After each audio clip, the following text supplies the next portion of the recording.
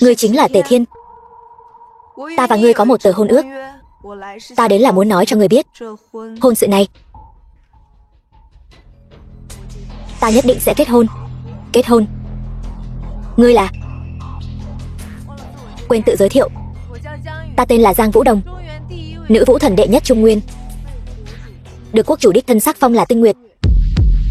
Chính là người có dáng điệu oai phong, tài hoa tuyệt đỉnh, được xưng tụng là nữ tướng quân đệ nhất, trăm năm Trung Nguyên, nữ thần Tinh Nguyệt.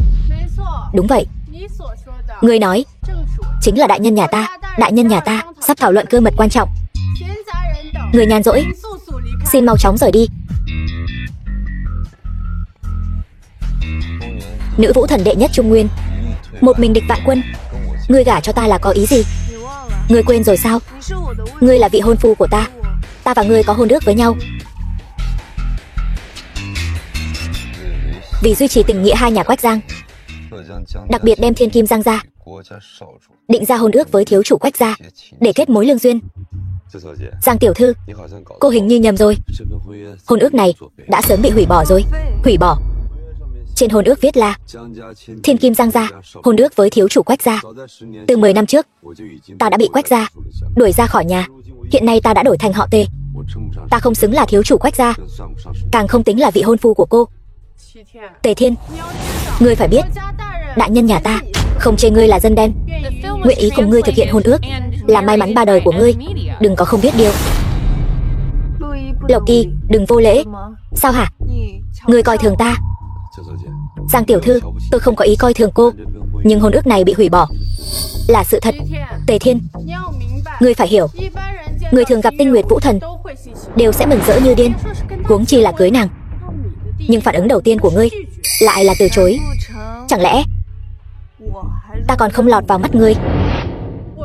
Đại nhân nhà ta chính là nữ vũ thần Trung Nguyên, còn được thiên hạ đệ nhất điện, Tinh Điện coi trọng. Không bao lâu nữa sẽ gia nhập Tinh Điện, trở thành một thành viên của Tinh Điện. Thân phận và địa vị có thể nói là trên vạn người. Ngươi cũng xứng từ chối. Điện vệ Tinh Điện quả thực có thể lọt vào mắt, nhưng giữa ngươi và ta quả thật không có duyên phận.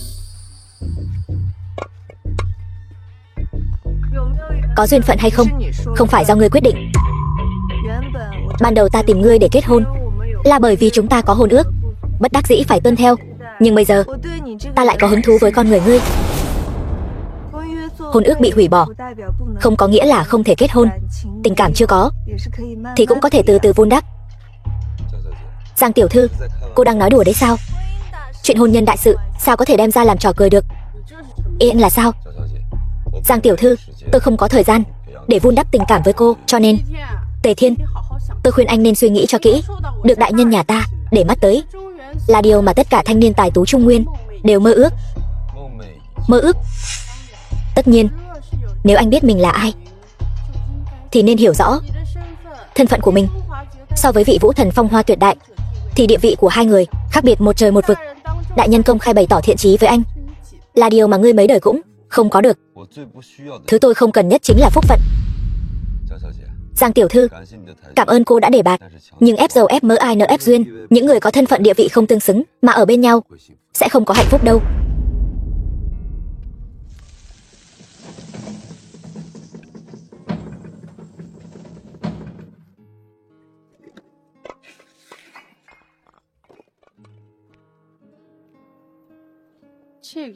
Người này xem ra cũng có chút tự biết mình.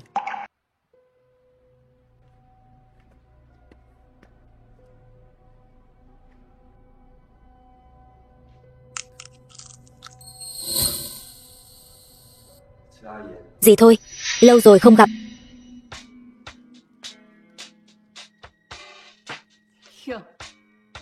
Xách mấy chai rượu rẻ tiền mà cũng đòi vào cửa thi ra ta sao? Thật xúi quẩy.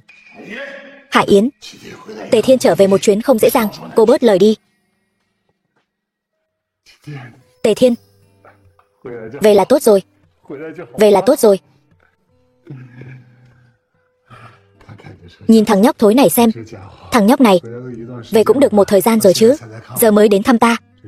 Mấy năm nay ở nước ngoài khổ lắm chứ. Nói khổ, bác mới là người thật sự chịu khổ. Thôi đừng nói mấy chuyện này nữa, lại đây ngồi đi. Mấy năm nay thì ra chúng ta tuy có lúc thăng trầm, nhưng nhìn chung cũng yên ổn. Giờ con cũng đã về rồi, tảng đá trong lòng ta coi như cũng được buông xuống. Chỉ là thì thúc thúc có tâm sự gì sao? Con chưa làm cha làm mẹ, con không hiểu nỗi lòng cha mẹ đâu. Làm cha làm mẹ, điều lo lắng nhất chính là chuyện hôn nhân của con cái. Con còn nhớ hôn ước của con với Gia Hân không? Hôn ước? Ông điên rồi. Gia Hân nhà chúng ta có thân phận gì chứ? Tổng giám đốc điều hành tập đoàn Thi Thị, thân phận cao quý. Hắn chẳng qua chỉ là đồ bỏ đi của Quách gia thôi. Cho dù Gia Hân có hạ thấp thân phận, hắn cũng không xứng. Chỉ có công tử thế gia như Ngô Thiếu mới xứng với con gái của Thôi Hải Yến tôi. Hải Yến? Cô hiểu gì chứ? Cái tên họ Ngô kia là cái thá gì? Hắn ta chỉ là một tên công tử bột. Nếu Gia Hân gả qua đó, nhất định sẽ chịu khổ. Đừng nghe lời cô ta. Tề Thiên chính là hôn sự của hai đứa, bây giờ là tâm nguyện lớn nhất của ta. Thì thúc thúc, người đối với con ân trọng như núi. Những năm qua con cũng dành dụm được một ít của cải. Nếu Gia Hân bằng lòng, con nhất định sẽ đem sính lễ kiệu 8 người khiêng đến đón nàng. Tất nhiên tất cả những điều này còn phải xem ý của Gia Hân. Ngươi tưởng ngươi là Quách gia, Quách gia thiếu chủ cao cao tại thượng sao? Bây giờ ngươi chỉ là một tên công nhân thấp hèn trên công trường. Gia Hân mới không đủ rồi. Chuyện hôn sự này là ta và mẹ con đã hứa hẹn. Bây giờ hai đứa đều đã đến tuổi kết hôn. Chỉ là Gia Hân không muốn. Không phải. Gia Hân, nó từ nhỏ được nuông chiều, sống trong nhung lụa, nên khó tránh khỏi có chút kiêu ngạo. Ta làm cha, muốn quản cũng không quản được. Thì thúc thúc cũng đừng làm khó chuyện tình cảm. Nếu Gia Hân thực sự không muốn, hủy hôn ước cũng không sao. Coi như người cũng biết điều. Hỗn xược. Cha mẹ đặt đâu con ngồi đấy. Lời của người mai mối. Cho dù Gia Hân có tùy hứng thế nào, cũng không thể tùy tiện hủy hôn ước.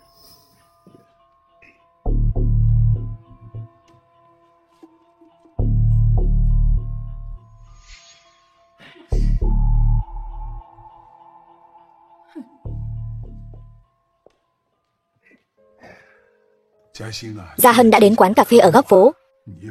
Lát nữa con cầm hôn thư đến quán cà phê tìm Gia Hân, đưa nó về. Gia đình chúng ta sẽ bàn bạc cho rõ ràng chuyện hôn sự của hai đứa. Xem ra thì thúc thúc thực sự rất coi trọng hôn sự này, không thể phụ lòng ông ấy. Được, cứ để tôi. Gia Hân, nghe nói ba cô muốn gả cô cho một tên lao động phổ thông sao? Ba tôi đúng là có ý đó. Nhưng chỉ cần tối nay có thể kết thân với tên Nguyệt Vũ Thần thì tên lao động đó sẽ không còn cơ hội nào nữa.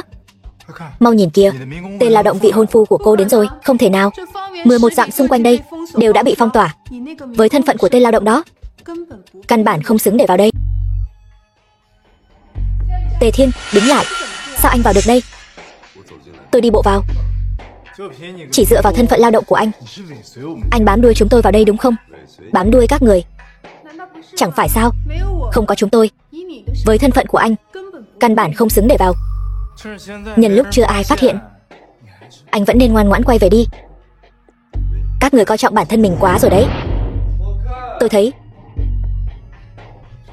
là giọng điệu của các người quá ngông cuồng rồi đấy. Ngô Thiếu, Tề Thiên, buổi tiệc hôm nay toàn là những người quyền quý. Họ bảo anh ra ngoài là sợ mùi hôi trên người anh làm phiền đến những nhân vật lớn. Toàn là những người quyền quý, chỉ là một lũ bất tài vô dụng thôi. Giọng điệu lớn lối thật. Anh có biết buổi tiệc hôm nay Tinh Nguyệt Vũ Thần cũng sẽ đến không? Ý của ngươi là Tinh Nguyệt Vũ Thần trong mắt anh cũng là hạng bất tài vô dụng sao? Cũng tạm được. Nếu không phải cô ta năn nỉ tôi đến, thì loại tiệc tùng tầm thường như thế này tôi căn bản chẳng thèm quan tâm. Tề Thiên, anh đủ rồi đấy. Tinh Nguyệt Vũ Thần là thần tượng của tôi, không phải loại người như anh có thể phỉ báng được. Nếu họa từ miệng mà ra, liên lụy đến Thi gia, tôi sẽ không nương tay với anh đâu. Đồ thiển cận. Tề Thiên, nên biết thân biết phận. Vòng tròn không thuộc về mình thì đừng cố chen vào, càng không cần thiết phải tìm những cái cớ viển vông. Cho dù anh bước qua cánh cửa lớn của hội trường này, anh cũng vẫn là người khác thế giới với chúng tôi. Quả thực không phải người cùng một thế giới. Tuy nhiên, cũng tốt. Nhân cơ hội này, ta sẽ cho ngươi trực tiếp cảm nhận sự khác biệt giữa ngươi và chúng ta. Ngô thiếu, ý ngươi là... Không sai. Buổi tiệc khánh công lần này, mọi người đặc biệt vì Tinh Nguyệt Vũ Thần tổ chức một buổi lễ dân bảo vật để chúc mừng. Tề Thiên, không biết ngươi có chuẩn bị quà không? Chư vị, lễ dâng bảo vật chính thức bắt đầu. Mọi người nếu có bảo vật muốn dâng lên Vũ Thần, có thể đưa lên để chúc mừng Vũ Thần khải hoàn. Vương gia Hoài Quan ta đặc biệt dâng lên một bộ kỳ lân chiến giáp.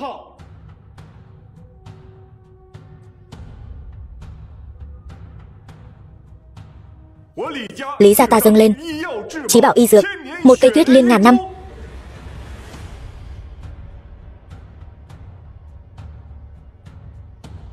Thì gia ta dâng lên một miếng ngọc bội song ngư.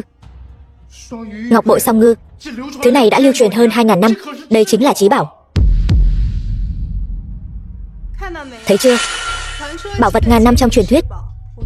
Ta nói tặng là tặng, còn ngươi vĩnh viễn cũng không thể nào lấy ra được. Đây mới chỉ là sự khác biệt giữa ngươi và Gia Hân. Sự khác biệt giữa ngươi và ta không thể với tới.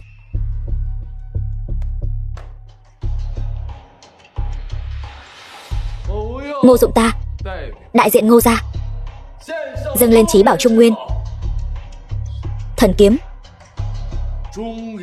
Trung Nguyên Huyền Thiên.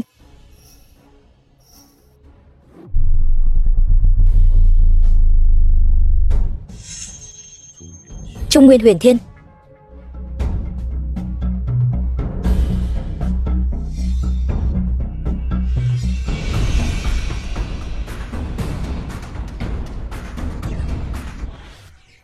Đây chẳng phải là món quà sinh nhật mẫu thân tặng ta năm xưa sao? Ta đã tìm kiếm nhiều năm vẫn không có kết quả. Thì ra món quà Giang Vũ Đồng nói đến chính là cái này. Hôm nay Vũ Thần đại nhân khải hoàn, cả thiên hạ cùng vui mừng. Ngô gia ta nguyện dâng lên chí bảo chỉ để chúc mừng Vũ Thần đại nhân khải hoàn. Đây chính là một trong 10 đại thần kiếm của Trung Nguyên. Ngô gia vậy mà ngay cả thần khí như vậy cũng nguyện dâng lên. Xem ra lần dâng bảo này, vị trí đầu tiên nhất định thuộc về Ngô gia rồi. Đương nhiên, hành động này của ta cũng là để nói cho kẻ tiểu nhân nào đó biết sự khác biệt giữa ngươi và ta giống như huyền thiết so với thần kiếm. Chạm vào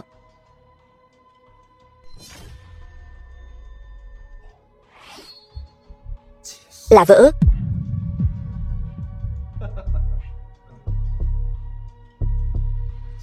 Tề Thiên, bảo vật của tất cả mọi người đều đã dâng lên hết rồi. Quà ngươi chuẩn bị đâu?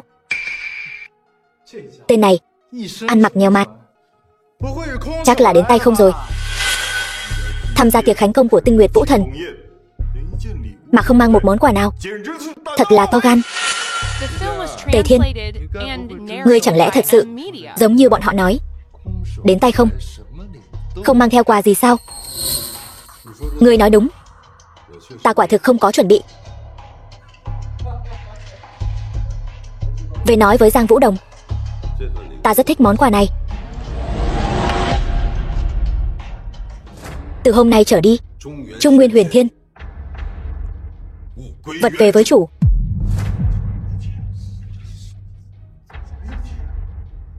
Tề Thiên, ngươi có biết ngươi đang làm gì không? Đây là mẹ ta tặng cho ta làm quà, giờ ta để nó vật về đúng chỗ. Ta khinh, đây là của ta, tặng cho Vũ Thần đại nhân làm lễ mừng. Khi nào thì thành đồ của ngươi rồi? Trong 3 giây, ngươi mau bỏ thanh thần kiếm này xuống. Nếu ta không làm thì sao? Tề Thiên, ngươi đủ rồi đấy. Ở đây không phải chỗ cho ngươi làm loạn. Nể mặt phụ thân ta có thể cầu xin cho ngươi lần cuối cùng, không cần cầu xin cho ta. Giang Vũ Đồng tặng thanh kiếm này cho ta. Ngô Dụng thì không có quyền định đoạt. Được. Còn dám ăn nói ngông cuồng như vậy sao? Đừng trách ta vô tình. Đại nhân, ta có việc muốn bẩm báo. Việc gì? Ta muốn xin người trừng trị một kẻ. Chính là hắn, Tề Thiên. Hắn không chỉ cướp đoạt thần kiếm ta tặng cho Vũ Thần đại nhân, còn ở trước mặt mọi người công khai sỉ nhục uy nghiêm của Vũ Thần đại nhân. Đúng vậy, Lộc đại nhân xin người chủ trì công đạo. Mạo phạm Vũ Thần chẳng khác nào đánh vào mặt nhiều thế gia chúng ta. Kính xin đại nhân trừng trị, chém đầu tên tiểu tử này. Xin đại nhân trừng trị. Ý của ngươi là muốn ta xử tử hắn? Đại nhân, lẽ ra phải như vậy. Vậy ta sẽ trị tội ngươi trước. Đại nhân, ngươi nói vậy là có ý gì? Có ý gì? Vậy ta sẽ nói cho các ngươi biết. Tề Thiên là do Vũ Thần tối nay mời đến làm khách quý. Khách quý? Chưa từng nghe nói đến nhân vật này. Đại nhân, cho dù hắn là khách quý của Vũ Thần đại nhân thì hắn cướp đoạt bảo kiếm của ta. Điều này cũng không hợp quy củ. Vậy ta hỏi ngươi, ngươi đã tặng thần kiếm cho Vũ Thần, vậy Vũ Thần nếu đem thần kiếm tặng lại cho người khác, ngươi có ý kiến gì không? Quyền sở hữu thần kiếm là của Vũ Thần đại nhân, ta tất nhiên không dám có ý kiến gì. Nếu vậy, đừng tranh cãi nữa. Vũ Thần nghe nói Trung Nguyên Huyền Thiên là phối kiếm của Tề Thiên, còn là mẹ hắn để lại, vô cùng ý nghĩa, nên đặc biệt lệnh cho ta tặng thần kiếm cho hắn. Ngươi nói muốn lấy việc tặng kiếm để chứng minh sự chênh lệch giữa ngươi và ta. Vậy giờ kiếm này ở trong tay ta, xem ra sự chênh lệch của chúng ta khác một trời một vực. Không thể nào. Ngươi chỉ là một tên dân đen, sao ngươi có thể là thượng khách của Vũ Thần đại nhân? Chuyện này chắc chắn có điều mờ ám. Ngươi có ý gì? Ý ta là Tề Thiên tuyệt đối không thể là thượng khách của Vũ Thần đại nhân. Chuyện này chắc chắn là các ngươi thông đồng làm bậy, đúng không? Đúng. Ngô Dụng, lời đã nói ra, ngươi phải chịu trách nhiệm. Rõ ràng là các ngươi cấu kết với nhau, ngấm ngầm thông đồng, mục đích chính là để đánh cắp thần kiếm của ta. Ngu xuẩn, tất cả đã bị ta vạch chân rồi. Đừng diễn nữa. Ta nói cho các ngươi biết, mưu đồ đoạt chí bảo, phỉ báng Vũ Thần, đây chính là trọng tội. Đợi Vũ Thần đại nhân giáng lâm, ta nhất định sẽ đích thân bẩm báo với Vũ Thần đại nhân. Đến lúc đó, các ngươi không một ai chạy thoát. Chư vị, những lời ta vừa nói không phải là không có căn cứ. Lộc Y cùng với Tề Thiên cấu kết mưu đồ đoạt chí bảo, ta có bằng chứng xác thực. Bằng chứng? Không sai.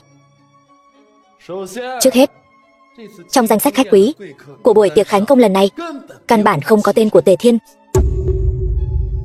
Kế đến, Thanh Huyền Thiên Trung Nguyên này là một trong 10 đại thần kiếm, ý nghĩa vô cùng trọng đại. Vũ Thần lại có thân phận tôn quý, không có lý nào lại ban tặng một món quà quý giá như vậy cho một tên dân đen chưa từng quen biết. Chứng cứ rành rành ra đó. Rõ ràng là các ngươi đang nói dối. Ngươi cười cái gì? Cười một tên hề nhảy nhót, chẳng lẽ không đáng sao? Ngươi cứ việc đi hỏi Giang Vũ Đồng, xem những gì ta nói có đúng sự thật hay không. Vẫn còn chối cãi sao? Chư vị, hôm nay mọi người đến tham dự tiệc khánh công chẳng qua là muốn thể hiện trước mặt Vũ Thần đại nhân. Còn bây giờ có một cơ hội tuyệt vời bày ra trước mắt chúng ta. Chỉ cần tóm được nghịch tặc mưu đồ chí bảo này, đợi Vũ Thần đại nhân đến, đó chính là một công lao lớn. Đúng vậy, Ngô thiếu gia nói chí phải. Hai người lừa gạt chí bảo, chúng ta sẽ đưa hai người lên đài thẩm phán. Lý gia ta xin góp một tay. Sự việc đã đến nước này, các ngươi còn gì để nói? Muốn giải thích sao? Vậy ta sẽ cho các ngươi một lời giải thích. Hắn, Tề Thiên, chính là vị hôn phu của Vũ Thần, địa vị ngang bằng Vũ Thần. Coi như quý khách thì có gì không được. Làm sao có thể? Vị hôn phu chưa từng nghe nói qua. Vũ Thần khi nào có vị hôn phu rồi? Tốt lắm. Vì để bịt đầu mối, các người thật sự ngay cả lời gì cũng bịa đặt ra được. Các người có biết hay không, nếu lời này truyền đến tai Tinh Nguyệt Vũ Thần, các người sẽ có kết cục ra sao? Chẳng lẽ ngươi muốn chém đầu ta lần nữa? Phỉ báng Vũ Thần có phải chỉ chém đầu một mình ngươi đơn giản như vậy đâu. Tất cả những người có liên quan đến việc này đều sẽ bị liên lụy. Nói đúng lắm. Nếu trước đó ta còn đang nghi ngờ, vậy bây giờ ta có thể khẳng định giữa các ngươi nhất định có người đang nói dối. Thì tiểu thư, lời này là ý gì? Nói ra không sợ mọi người chê cười. Tề Thiên và phụ thân tôi có quan hệ rất thân thiết, từng có hôn ước với tôi, coi như là nửa vị hôn phu của tôi. Nói như vậy, lời của Lộc đại nhân hoàn toàn là bịa đặt. Nói đúng lắm. Ta nói ra việc này cũng là muốn nói với mọi người, cướp đoạt bảo kiếm không liên quan gì đến Thi gia chúng tôi. Tề Thiên, ta thật sự thất vọng thay phụ thân mình. Người mà năm xưa ông ấy liều mình cứu giúp, không ngờ lại là một kẻ bịp bợm ba hoa trích chòe. May mà ta chưa từng thực hiện hôn ước với ngươi. Đến bây giờ ngươi vẫn không thấy rõ được sao? Ngươi... Dạ Hân, không cần nói nhiều với hắn nữa. Hắn đã phạm tội tay chơi, chắc chắn phải bị xử tử. Ngươi còn gì để nói nữa? Quả thật, ta phải giải thích một chút. Mối quan hệ giữa ta và Giang Vũ Đồng không thể gọi là vị hôn phu. Tốt lắm, ngươi cuối cùng cũng thừa nhận rồi. Chỉ là tất cả những điều này đều là do Giang Vũ Đồng tự mình đa tình. Chỉ có vậy thôi. Ngươi có biết hay không, câu nói mà ngươi vừa nói ra, so với những gì đã nói trước đó, hậu quả càng nghiêm trọng hơn. Ta chỉ nói sự thật thôi. Ngươi... Tốt, sắp ngủm đến nơi rồi, còn dám mạnh miệng như vậy sao? Ta khuyên ngươi lập tức quỳ xuống đất, nhận tội. Đừng ép chúng ta ra tay. Ngươi cứ thử xem. Ngươi... Tinh Nguyệt Vũ Thần đến.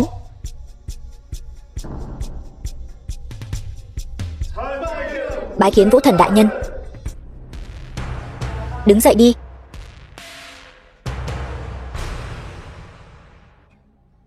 Vũ Thần đại nhân, người đến thật đúng lúc. Ta có việc quan trọng muốn bẩm báo với người. Nói.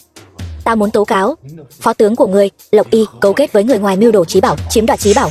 Còn có cả Tề Thiên nữa. Hắn thật to gan lớn mật, trước mặt mọi người công khai bôi nhọ thanh danh của người, hai tội cùng gộp, đáng bị xử tử. Xin đại nhân, người nhất định phải trị tội bọn chúng. Chúng sỉ nhục ta cái gì? Chúng nói, chúng lại dám nói Tề Thiên là vị hôn phu của người. Cái gì? Tề Thiên, hắn đã đồng ý sao? Chuyện này hắn quả thật không đồng ý. Nhưng mà đại nhân, Tề Thiên, hắn nói tất cả những điều này đều là ý kiến cá nhân của người. Không đồng ý.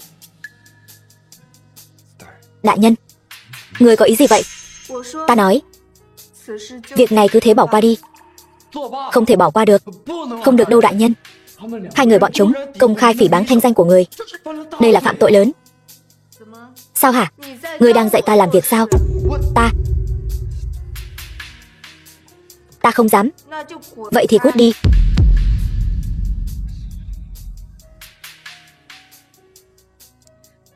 Tề Thiên, ngươi có biết chống đối Trung Nguyên Huyền Thiên ta là trọng tội không?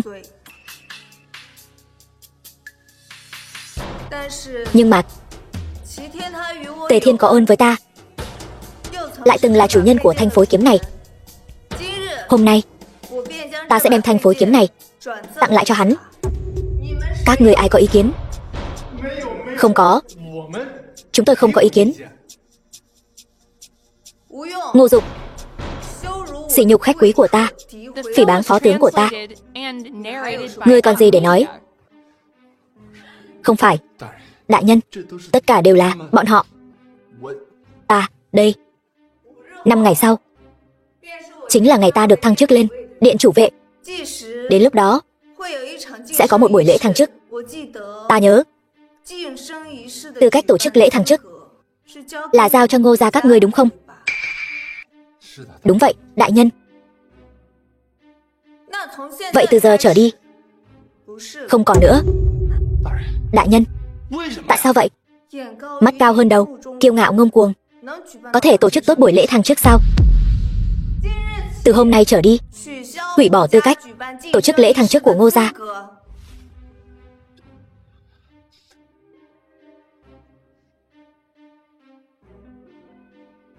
Chuyển giao cho Thi gia. Chúng tôi, đại nhân, không thể hủy bỏ được.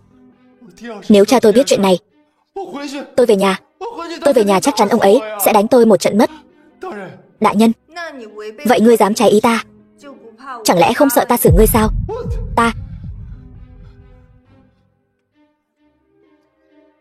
Đây là chứng nhận tổ chức lễ thăng chức của Vũ Thần. Buổi lễ thăng chức 5 ngày sau, hy vọng các ngươi tổ chức thật tốt.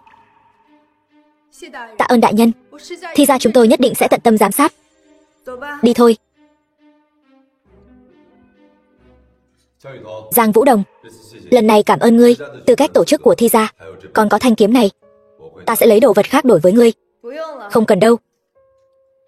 Ai bảo ngươi là ân nhân cứu mạng của ta?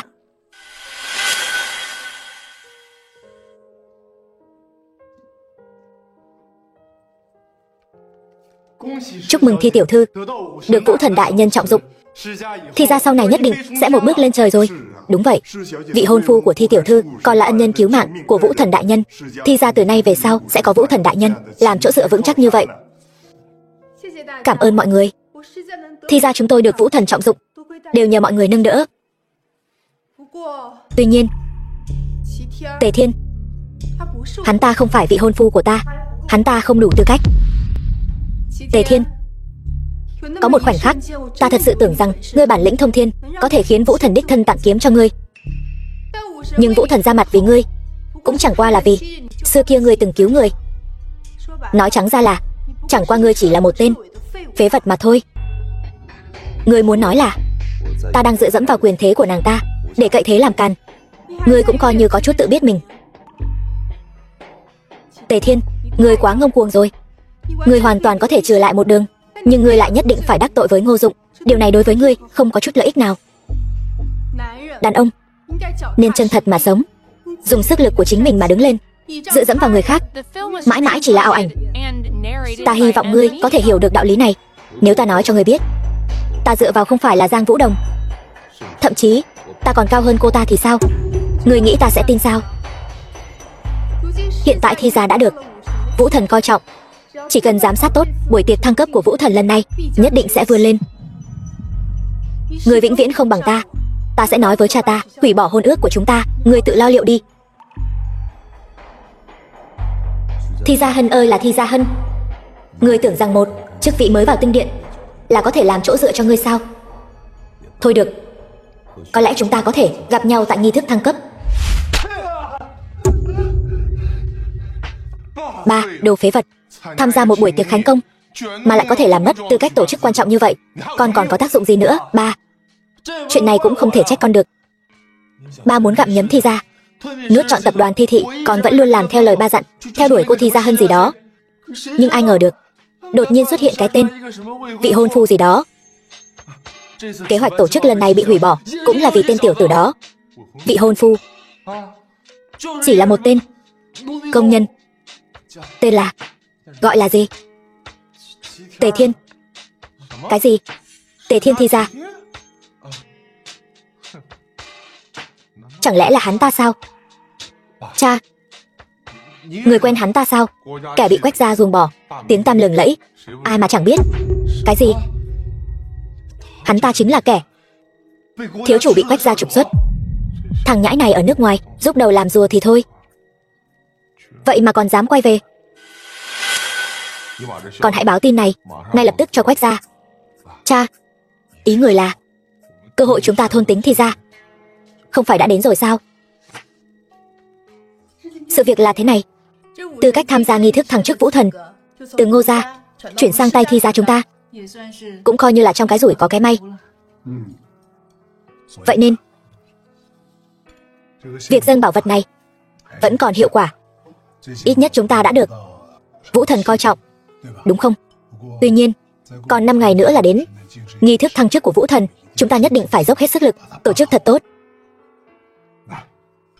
Vì nghi thức thăng chức của Vũ Thần diễn ra thành công tốt đẹp, chúng ta uống một chút.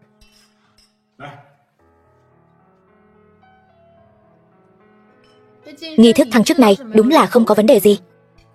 Nhưng hắn ta nhiều lần ăn nói ngông cuồng, xúc phạm Ngô thiếu.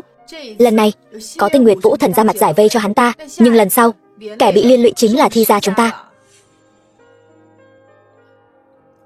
Phải đấy, Thi gia chúng ta bây giờ địa vị đã khác xưa rồi. Chuyện hôn sự của hai người bọn họ phải xem xét lại. Không được. Nếu không phải tại hắn ta hại Ngô thiếu bị giận cá chém thớt, Vũ Thần cũng sẽ không chuyển giao tư cách tổ chức cho Thi gia chúng ta.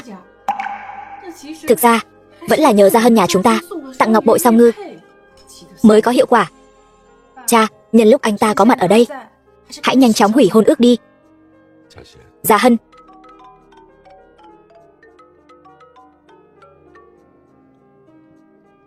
Alo, xin chào, ai vậy? Thi Kiến Quốc phải không? Chính là tôi. Xin hỏi người là? Hoàng đế Ngầm Hoài Quan. Lôi Lão Hổ. Ông hẳn đã từng nghe danh tôi rồi. Vâng, là Hổ gia.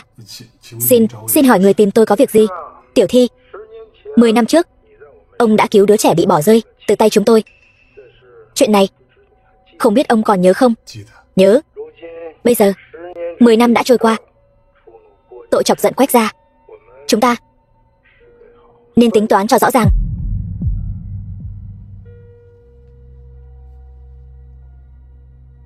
The film was translated and narrated by M Media. Thi gia tiêu rồi. Sao vậy? Cha, có chuyện gì vậy? Đã xảy ra chuyện gì? Các con mau đi, lánh nạn đi. Chú, rốt cuộc đã xảy ra chuyện gì? Rốt cuộc đã xảy ra chuyện gì? Mau nói đi. 10 năm trước, tôi đã cứu hai mẹ con Tề Thiên, vì vậy đã đắc tội với Quách gia. Bởi thế 10 năm qua, Quách gia không ngừng nhắm vào chúng ta. Tuy chỉ là trên phương diện kinh tế, nhưng cũng không quan trọng. Lần này, Quách gia đã để Lôi Lão Hổ đến đối phó với chúng ta. Bọn chúng, lần này chúng chơi thật rồi. Lôi Lão Hổ, ý ông là tên bá chủ thế giới Ngầm Hoài Quan. Lôi Lão Hổ.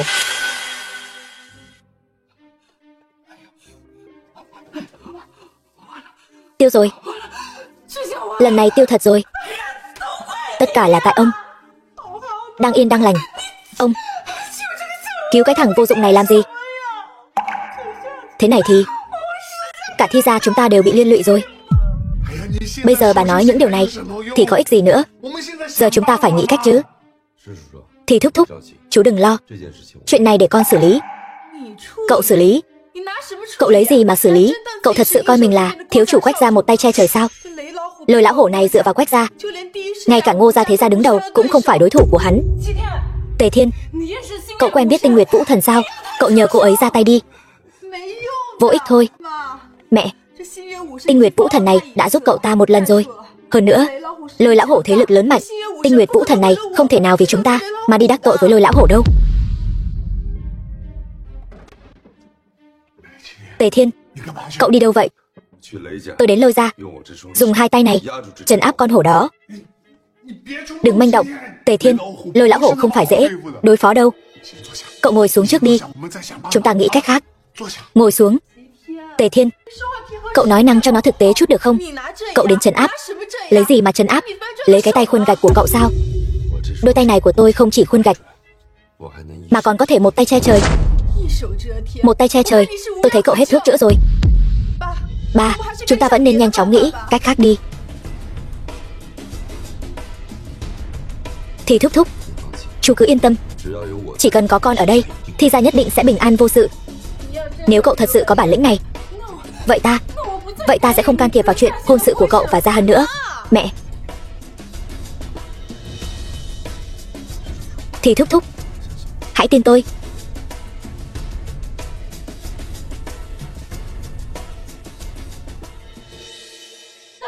Nếu không làm được vậy thì Sau này cậu đừng hòng bước vào thi gia nửa bước.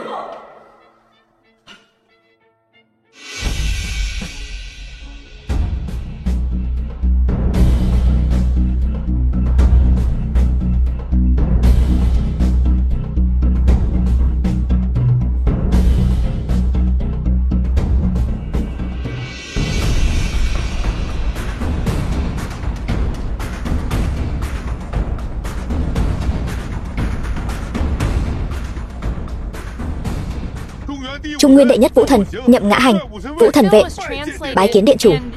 Tổng tài gia sản đệ nhất thế giới Vũ Phi Phàm, bái kiến điện chủ. Bái kiến Tinh Điện điện chủ. Bái kiến Tinh Điện điện chủ. Tất cả đứng dậy đi. Không biết điện chủ lần này triệu tập có gì phân phó? Lôi Lão Hổ, các ngươi có ai quen biết? Lôi Lão Hổ là gia chủ Lôi gia, là một tay che trời của thế giới ngầm Hoài Quan, nhiều năm qua hoành hành bá đạo. Về việc này, điện chủ, năm đó trong quá trình vây bắt mẫu thân ta, có phải người này không? Đúng vậy. Xem ra sự nhẫn nhịn của ta trong khoảng thời gian này khiến bọn chúng tưởng rằng ta lại có thể giống như trước đây, tùy ý bị giày xéo. Vậy ý của điện chủ là sau đêm nay không còn Lôi gia nữa? Vâng.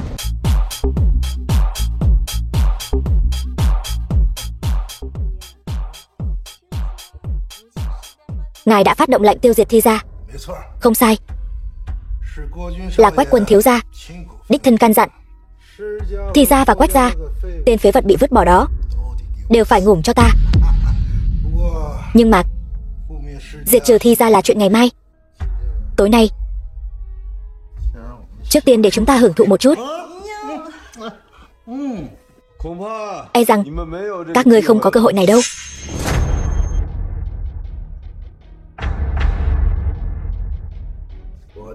Ta còn tưởng là ai, thì ra là tên bị vứt bỏ này.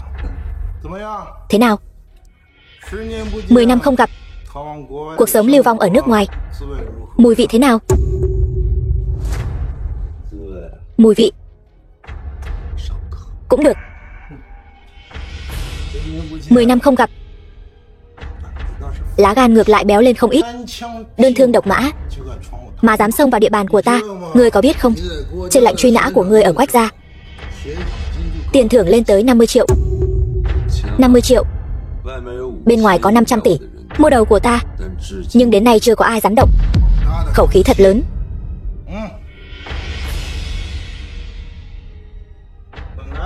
Vốn dĩ ta muốn ngày mai săn bằng Thi gia xong sẽ bắt ngươi luôn thể, không ngờ ngươi lại tự tìm đến. Bây giờ quỳ xuống cho ta, gọi một tiếng ông nội. Ta có thể đối với Thi gia xử nhẹ. Ngươi cảm thấy ta đến để cầu xin ngươi, chứ còn gì nữa. Ngươi sai rồi. Lần này ta đến là muốn tính sổ rõ ràng với ngươi. Món nợ máu năm đó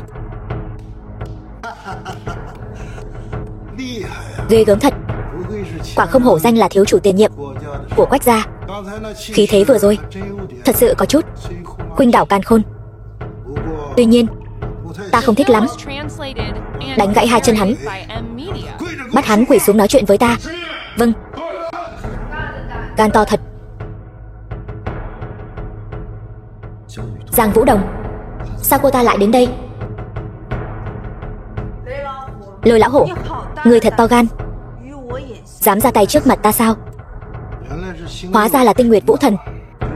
Nghe nói Tinh Nguyệt Vũ Thần nhan sắc tuyệt trần, hôm nay gặp mặt quả nhiên danh bất hư truyền. Đã biết rồi, sao còn chưa mau đầu hàng? Giang Vũ Thần, ngươi không biết sao? Bát Tề Thiên là mệnh lệnh của Quách gia. Vậy thì sao? Quách quân thiếu gia đã sớm đoán được ngươi sẽ ra mặt ngăn cản, nên đã đặc biệt phái Hắc Bạch Song Sát đến.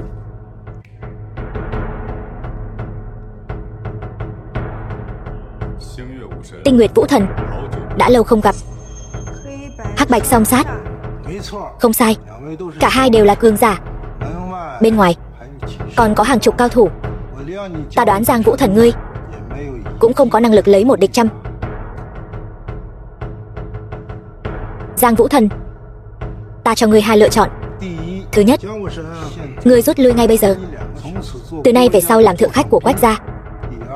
Thứ hai, một mình giao chiến với hai cường giả.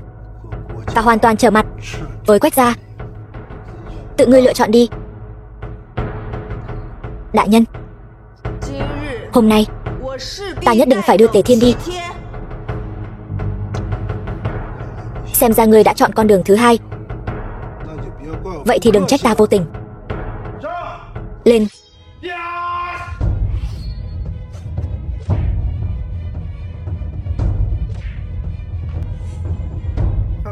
Xem ra danh hiệu của Giang Vũ Đồng ngươi chỉ là hư danh thôi. Dưới tay Hắc Bạch Song Sát, ngươi cũng không đỡ nổi một chiêu. Đắc ý cái gì? Nếu không phải đại nhân của chúng ta bị thương, đám tạp nham các ngươi hôm nay đều phải ngủm ở đây. Vậy sao? Ta đang đứng trước mặt ngươi đây. Ngươi có thể làm ta bị thương dù chỉ một chút không? Tuy nhiên, đối xử như vậy với một tinh nguyệt nữ thần như Hoa Như Ngọc, quả thật có chút đáng tiếc. Ngươi muốn làm gì? Không làm gì cả. Bây giờ ta đang hơi bực mình. Chi bằng để ngươi giúp ta hạ hỏa.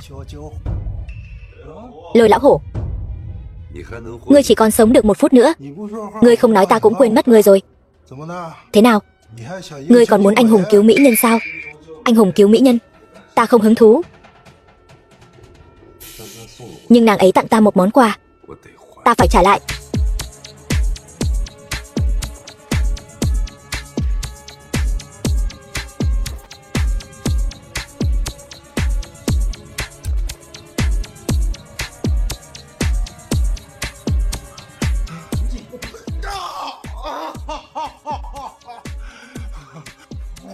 Xem ra tên bị ruồng bỏ như ngươi cũng không phải là vô dụng. Ngươi vẫn có chút bản lĩnh. Thả bọn họ ra cho ta. Tề Thiên, cũng coi như ngươi còn chút lương tâm. Tề Thiên, đừng lo cho tôi, Huynh đi trước đi. Chúng ta không cần phải đi. Kẻ phải đi là bọn chúng. Não ngươi bị uống nước rồi sao? Không ai được phép rời khỏi đây. Hai vị cường giả, lấy mạng chúng cho ta. Nhậm đại nhân tới.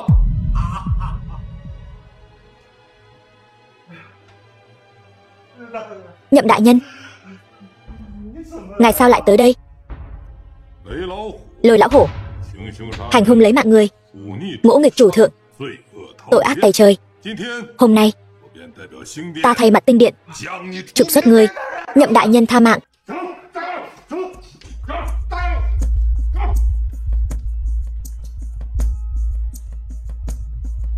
Đại nhân, rốt cuộc chuyện này là sao? Người của thần điện sao lại đột nhiên đến đây? Tinh điện là thần điện đệ nhất thiên hạ, ngoại trừ vị điện chủ vô thượng kia, không ai có thể ra hiệu lệnh tinh điện vệ. Người cho rằng điện vệ là do hắn gọi tới. Hắn làm sao có thể có bản lĩnh lớn như vậy? Tề Thiên, ngươi nói thật đi. Ngươi có phải là... Thật không dám giấu, ta chính là tinh điện điện chủ mà các ngươi vừa mới nhắc đến. Đừng có giỡn mặt với ta. Điện chủ là người, ngay cả đại nhân chúng ta cũng phải cả đời theo đuổi thần tượng, giống như ngươi ở trong công trường làm công nhân. Điện chủ cũng có lý do bất đắc dĩ phải làm thợ hồ mà. Thôi được rồi, ngươi không muốn nói thì ta cũng không ép ngươi. Nhưng mà ngươi nhớ kỹ, sau này đừng giả làm điện chủ. Đây chính là đại kỵ. Hơn nữa mấy ngày nữa, đại nhân chúng ta sắp thăng cấp điện vệ, trở thành một phần của tinh điện. Nếu chuyện ngươi mạo danh điện chủ bị người khác phát hiện, thì con đường làm quan của đại nhân chúng ta sẽ bị ảnh hưởng. Thời gian không còn sớm nữa, ta sẽ đem chuyện tối nay báo cáo lên trên. Ta đi trước đây. Khoan đã. Tối nay, mặc dù nói ngươi không giúp được gì, nhưng xả thân cứu người, tấm chân tình này vẫn khiến ta rất cảm động.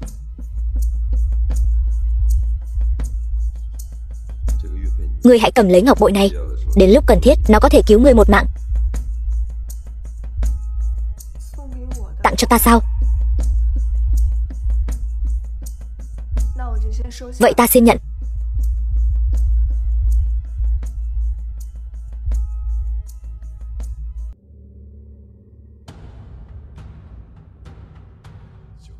Cửu Tiêu Điện, tọa lạc trên long mạch Trung Nguyên. Người có thể vào nơi này. Toàn bộ Trung Nguyên chỉ đếm trên đầu ngón tay.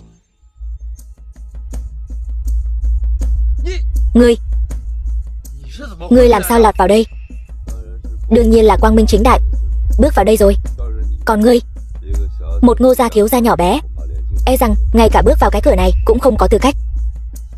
Sắp ngủm đến nơi còn dám động đến ta sao? Tề Thiên, nói thật cho ngươi biết, ta hôm nay đến bái kiến chính là để trước mặt điện chủ vạch trần tội lỗi của ngươi, vạch trần tội lỗi của ta. Không sai. Ngươi đừng tưởng rằng những lời ngươi nói hôm đó ở đại sảnh Lôi gia không ai biết. Ta nói cho ngươi biết, mạo danh điện chủ sẽ bị xử tử. Bây giờ ngươi còn dám công khai lẻn vào Cửu Tiêu Điện này, càng là tội không thể tha thứ. Các ngươi đều thấy rồi chứ? Bắt tên trộm lẻn vào này, tống cổ nó ra ngoài cho ta. Ngô Dụng.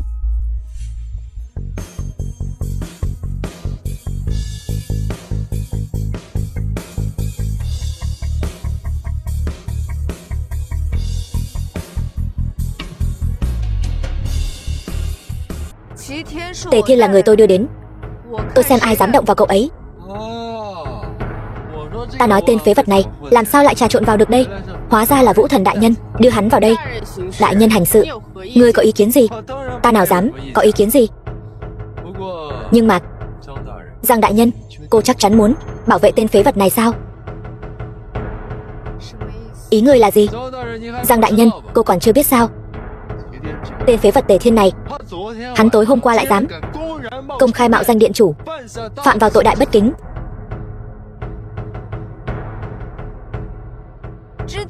Biết thì sao? Không biết thì sao? Quách đại thiếu luôn kính trọng điện chủ đại nhân. Khi ngài ấy biết được tin này, lập tức sai ta đến đây vạch trần tội ác của Tề Thiên. Bây giờ cô lại bênh vực hắn như vậy, cô không sợ rước họa vào thân sao? Ý của ngươi là Quách quân muốn mượn tay điện chủ để trừ khử ta? Không sai. Tề Thiên, dù sao ngươi cũng là người sắp ngủm, ta cũng chẳng ngại nói thật cho ngươi biết. Ta lần này đến gặp điện chủ chính là vì muốn cho hành vi ngu xuẩn của ngươi phải trả giá. Trả giá? Tên Quách quân này thật là ngu muội vô sỉ. Ngươi sắp ngủm đến nơi rồi mà còn dám mạnh miệng. Giang đại nhân, thấy chưa? Đây chính là người mà cô muốn bảo vệ đấy. Đại nhân, Tề Thiên mạo phạm điện chủ là sự thật rành rành. Nếu lúc này cô bị Tề Thiên liên lụy, e rằng chuyện ngài cô nhiệm chức vụ thân vệ của điện chủ sẽ bị ảnh hưởng.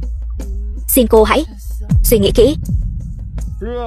Phải đó Giang đại nhân, cô chắc chắn muốn vì một tên tiểu tốt Tề Thiên mà đắc tội với Quách đại thiếu, thậm chí là điện chủ đại nhân sao? Đủ rồi. Tề Thiên, ngươi cứ đứng sau lưng ta. Ta hôm nay đến gặp điện chủ chính là để thay ngươi tạ tội. Có ta ở đây bảo đảm ngươi bình an vô sự. Giang Vũ Đồng ơi là Giang Vũ Đồng, dù sao cô cũng là vũ thần của một nước. Ta thật không hiểu tại sao ngươi lại tin lời của tên phế vật này. Tề Thiên, coi như ngươi có chút vận may lại có thể được vũ thần đại nhân yêu ái. Nhưng ta nói cho ngươi biết, có tín vật của Quách đại thiếu, hôm nay dù ngươi có gọi cả Ngọc Hoàng đại đế đến cũng chắc chắn phải ngủm. Ngô Dụng, ngươi không thật sự nghĩ rằng điện chủ sẽ trị tội ta chứ? Ngươi tin hay không, ngươi đến Cửu Tiêu Điện cũng không vào được. Còn nữa, ngươi không có tư cách yết kiến điện chủ. Tư cách? Tín vật trong tay ta chính là tư cách. Ta thấy hôm nay kẻ không vào được Cửu Tiêu Điện này chính là các ngươi đấy. Ngu xuẩn, ngươi. Được. Tề Thiên, ta nói cho ngươi biết, nói khoác lác chỉ vô dụng thôi. Ngươi không tin ta có thể vào được Cửu Tiêu Điện này phải không? Vậy chúng ta đánh cược một phen đi. Nếu ta có thể vào được, và thành công yết kiến điện chủ. Thì sao? Được thôi, ta có thể đánh cược với ngươi. Đặt cược là gì? Đặt cược rất đơn giản. Nếu ngươi thua, ta muốn ngươi ở trước mặt điện chủ nhận tội, tiếp nhận hình phạt của điện chủ đại nhân. Hơn nữa, còn cả tội Giang Vũ Đồng bao che cũng phải cùng nhau thanh toán. Thế nào? Được. Vậy nếu ngươi thua thì ngươi phải quỳ xuống xin lỗi Giang Vũ Đồng. Nói lời giữ lời.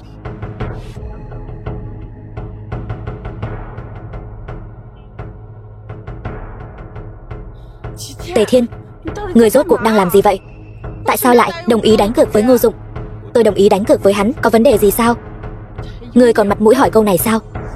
Đại nhân vì ngươi không tiếc đắc tội với Quách gia, chính là vì muốn tranh thủ cho ngươi một lần cơ hội tạ tội. Ngươi bây giờ vì một vụ cá cược nhỏ nhoi liền dễ dàng nhận tội, hại đại nhân chúng tôi, cùng ngươi chịu liên lụy. Ngươi rõ ràng là ân đền oán trả. Khẩu dụ Ngô Dụng mang đến chính là của Quách gia, ngay cả điện chủ cũng phải nể mặt vài phần. Chỉ là một khẩu dụ của Quách gia thôi, trước mặt điện chủ chẳng đáng nhắc tới. Ngươi thôi nào, Lộc Y, Tề Thiên, hy vọng ngươi sẽ không làm ta thất vọng.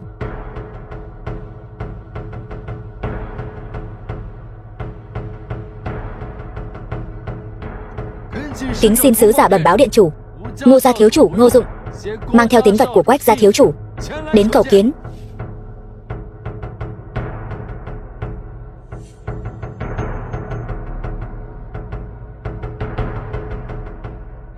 Ý kiến điện chủ. Ngô Dụng, người không xứng.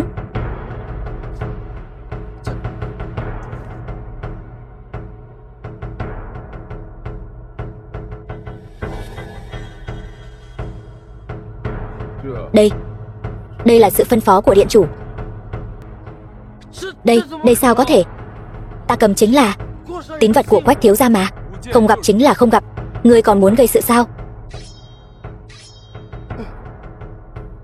Thế nào, Ngô Dụng, tín vật ngươi mang đến ở chỗ điện chủ này hình như không mấy tác dụng. Đúng rồi, Ngô Dụng, theo như đánh cược là ngươi thua rồi, còn không mau quỳ xuống xin lỗi.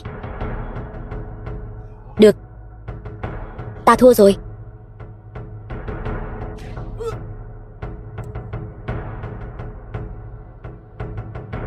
Ta sai rồi. Giọng nhỏ vậy là chưa ăn cơm sao? Ngô Dụng, ta không nên bôi nhọ Vũ Thần đại nhân. Xin tạ tội với Vũ Thần đại nhân. Lời xin lỗi thì xong rồi, còn quỳ xuống ở đâu? Tề Thiên, ngươi đừng có đắc ý vanh váo. Ngươi mạo phạm điện chủ, đây là sự thật. Điện chủ hôm nay không gặp ta, không có nghĩa là lần sau người cũng không gặp ta. 3 ngày sau chính là nghi thức thăng chức Vũ Thần. Đến lúc đó sẽ đem tất cả những chuyện này đích thân bẩm báo điện chủ. Bẩm báo điện chủ thì không cần ngươi phải nhọc lòng. Chờ chút nữa ta sẽ dẫn theo Giang Vũ Đồng đi diện kiến điện chủ. Tề Thiên, ngươi tưởng ngươi là cái thá gì? Điện chủ đại nhân ngày ngày bận trăm công nghìn việc, ngay cả ta, người cũng không gặp, lại đi gặp một tên phế vật như ngươi sao? Ngươi không tin sao? Vậy chúng ta cược thêm một lần nữa. Được thôi, ta không tin ngươi mỗi lần vận may đều có thể tốt như vậy. Nếu như hôm nay ngươi có thể thuận lợi tiến vào Cửu Tiêu Điện này, ta mỗi lần gặp ngươi đều quỳ xuống gọi ngươi một tiếng cha. Được thôi, vậy nếu ngươi muốn tự rước lấy nhục, vậy ta thành toàn cho ngươi.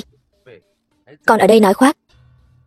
Nếu ngươi thua, trong vòng 10 cây số, ngươi không được đến gần Thi gia, càng không được đến gần Thi gia hơn nửa bước. Được chứ? Ta đáp ứng ngươi. Tề Thiên, ngươi thật đúng là không thấy quan tài không đổ lệ. Thắng được một lần cá cược đã là may mắn lắm rồi. Ngươi vậy mà còn muốn cược thêm một lần nữa. Tề Thiên, Lộc Y nói đúng. Điện chủ đại nhân ngày ngày bận trăm công nghìn việc. Ngô Dụng cầm tín vật của Quách gia cũng không được gặp mặt. Tuy ta sắp được thăng lên làm điện chủ vệ, nhưng muốn gặp điện chủ vẫn là cơ hội mong manh. Ngươi không nên đồng ý lần cá cược này. Yên tâm đi, nếu ngươi muốn đi gặp điện chủ Chỉ cần cùng sứ giả bên kia nói một tiếng là có thể đi vào. Thật nực cười. Ngay cả Giang Vũ Đồng cũng không dám tùy tiện kết luận chuyện này. Còn ngươi lấy đâu ra tự tin? Nói hưu nói vượn, cố ý xuất phạm, đừng có liên lụy đến đại nhân chúng ta. Các ngươi không tin phải không? Vậy thì nhìn cho kỹ.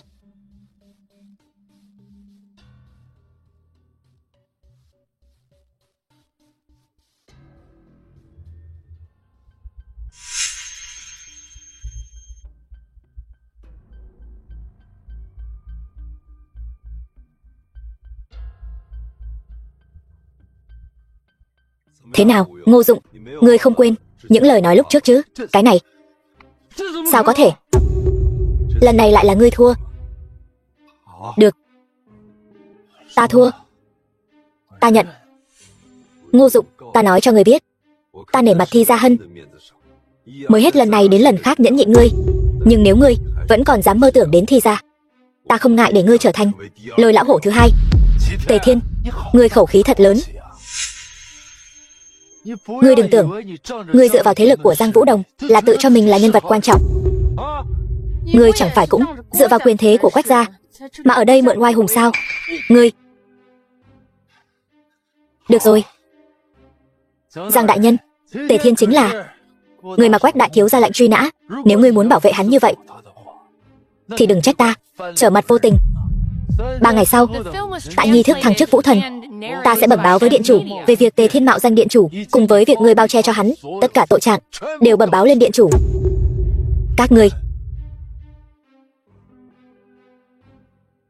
cứ chờ xem.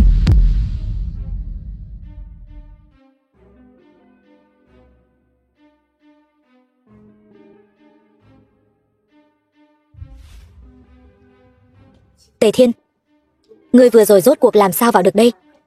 Theo lý mà nói, ta không có tư cách ý kiến. Chiến thần.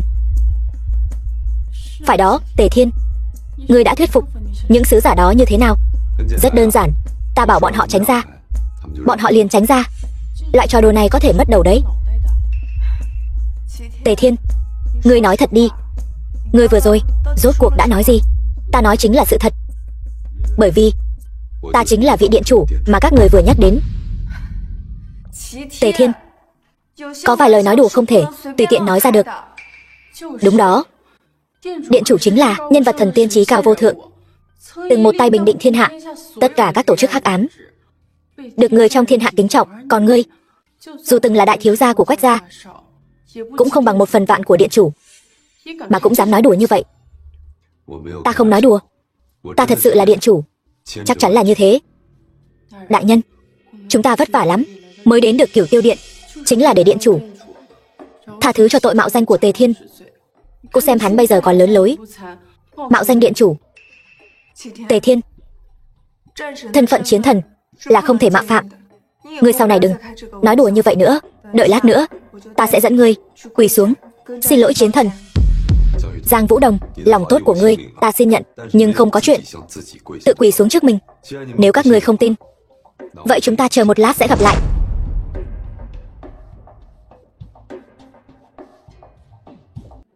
Thì thúc thúc, xảy ra chuyện gì vậy? Tề Thiên, ngươi xem cái này đi. Đây là thư thông báo mà các doanh nghiệp gửi cho chúng ta. Không biết vì sao, các doanh nghiệp vốn hợp tác với chúng ta đột nhiên lại quay lưng hết, hủy bỏ hợp tác với chúng ta. Giờ đây tập đoàn Thi Thị chúng ta, toàn bộ chuỗi vốn đều bị cắt đứt. Ngươi nói xem phải làm sao bây giờ? Chẳng phải tất cả đều tại cái đồ vô dụng nhà ngươi sao? Tại tôi, tại ngươi bị Quách gia truy nã, hại Thi gia bị liên lụy. Quách gia đã tung tin cấm bất kỳ doanh nghiệp nào hợp tác với chúng ta. Ngươi còn nói tất cả những chuyện này không phải tại ngươi. Ngươi mới về được mấy ngày đã gây ra bao nhiêu tai họa cho Thi gia chúng ta rồi. Lão Thi, ta thấy ngươi nên nhanh chóng đoạn tuyệt quan hệ với tên sao chổi này đi, nếu không Thi gia chúng ta sẽ thật sự tiêu đời. Đủ rồi, hai người nói chuyện kiểu gì vậy? Tề Thiên dù sao cũng là người tôi đã chứng kiến trưởng thành. Hơn nữa, Thi gia chúng ta cũng nhờ năm xưa được Tề tiểu thư chỉ điểm mới có được thành tựu ngày hôm nay. Giờ gặp chút vấn đề, liền đổ hết lên đầu Tề Thiên. Ra thể thống gì, cha? Nếu không phải tại hắn, chuỗi vốn của chúng ta làm sao lại bị cắt đứt? Thời gian dài thêm nữa, nhất định sẽ phá sản. Còn im miệng. Tề Thiên, hôm nay gọi người đến đây là muốn mọi người cùng nhau nghĩ cách, xem có biện pháp nào có thể vượt qua khó khăn này không? Thúc thúc, chuyện này để con giải quyết. Ngươi giải quyết? Ngươi giải quyết kiểu gì? Bằng cái miệng của ngươi sao? Quách gia là đệ nhất thế gia Trung Nguyên, bọn họ muốn phòng sát chúng ta. Trung Nguyên sẽ không còn doanh nghiệp nào hợp tác với chúng ta nữa. Muốn tập đoàn Thi Thị thoát khỏi vòng vây phong sát, ngay cả Ngô gia cũng không làm được.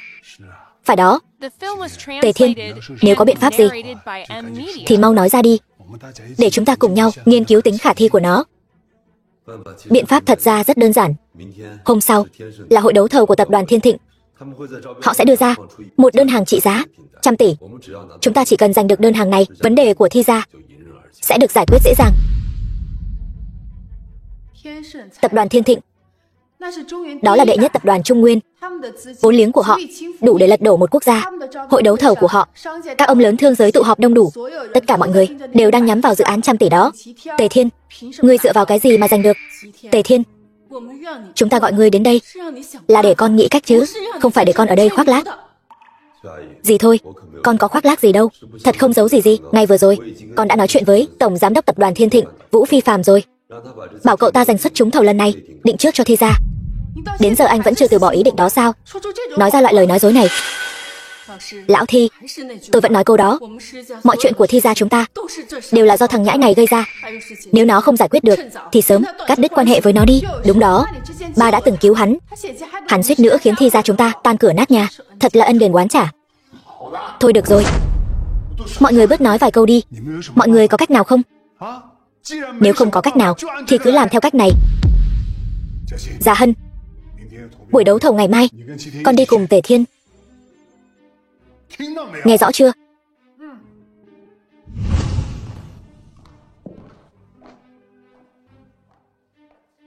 Tề Thiên, theo ý ba tôi đã gửi hồ sơ dự thầu trước cho tập đoàn Thiên Thịnh rồi. Nhưng tôi nói cho anh biết, buổi đấu thầu lần này Thi gia chúng ta cơ hội rất mong manh. Tôi cũng chẳng mong anh có thể làm tôi bất ngờ, chỉ mong lát nữa vào đó anh bớt nói vài câu, đừng để tôi mất mặt trước bàn dân thiên hạ. Tôi đã nói rồi, lần này Thi gia sẽ trúng thầu. Mọi người không tin tôi đến vậy sao? Chưa nói đến việc anh hoàn toàn không có năng lực này, cứ nói đến việc trước đây anh đã lừa tôi nhiều lần như vậy. Anh nghĩ tôi còn tin anh sao?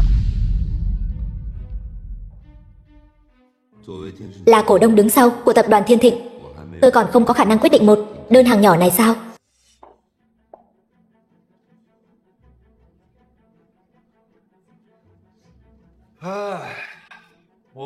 Tôi đã bảo mùi chua loét từ đâu ra. Thì ra là mày, thằng khốn nạn này lọt vào đây. Dạ Hân, tham gia buổi đấu thầu, sao cô lại mang tên vô dụng này vào đây làm gì? Chẳng phải ba tôi nhất quyết bắt Tề Thiên đến đây sao? Tên nhu nhược này còn nói suất trúng thầu lần này định trước cho Thi gia chúng ta. Vậy sao?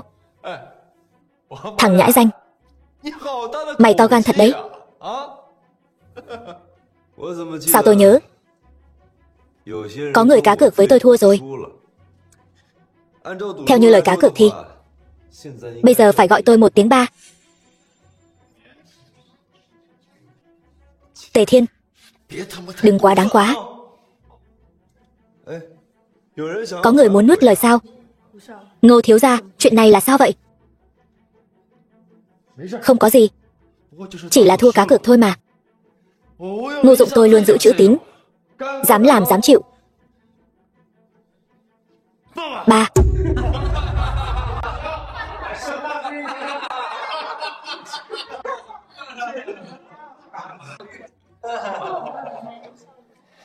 Tề Thiên, đừng đắc ý quá sớm. Không phải anh nói buổi đấu thầu định trước cho Thi gia sao? Hôm nay có thể sẽ nằm ngoài dự đoán của cậu đấy. Ngô thiếu, ý cậu là gì? Dạ Hân, buổi đấu thầu lần này quả thực đã được định trước rồi, nhưng không phải Thi gia mà là Vương gia Kinh Thành. Nói đúng lắm, suất lần này đã được định trước cho Vương gia nhà tôi, còn Thi gia nhà cậu tuyệt đối không có bất kỳ cơ hội nào. Vương thiếu, cậu cuối cùng cũng tới rồi. Mau ngồi vào vị trí. Mời ngồi vào vị trí.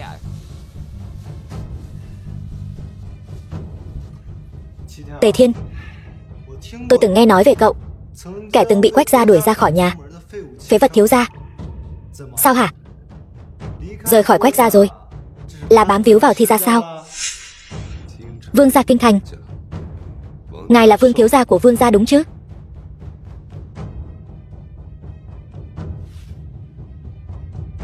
Điện chủ đại nhân đã điều tra rõ ràng.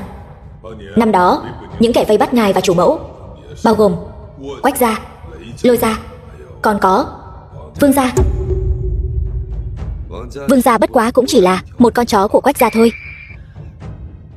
Cho dù Vương gia nhà tôi là một con chó của Quách gia thì đã sao?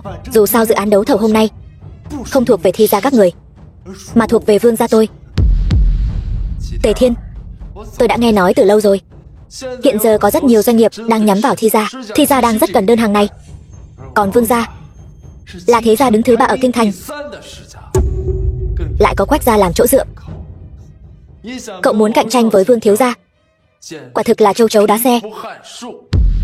Đừng nói là Vương gia, cho dù là Ngô gia và Quách gia liên kết với nhau, buổi đấu thầu hôm nay cũng do tôi quyết định. Mọi người, hoan nghênh mọi người đã đến buổi đấu thầu lần này. Phương án đấu thầu của mọi người đều đã nhận được. Tiếp theo sẽ công bố danh sách trúng thầu. Mời mọi người an tọa.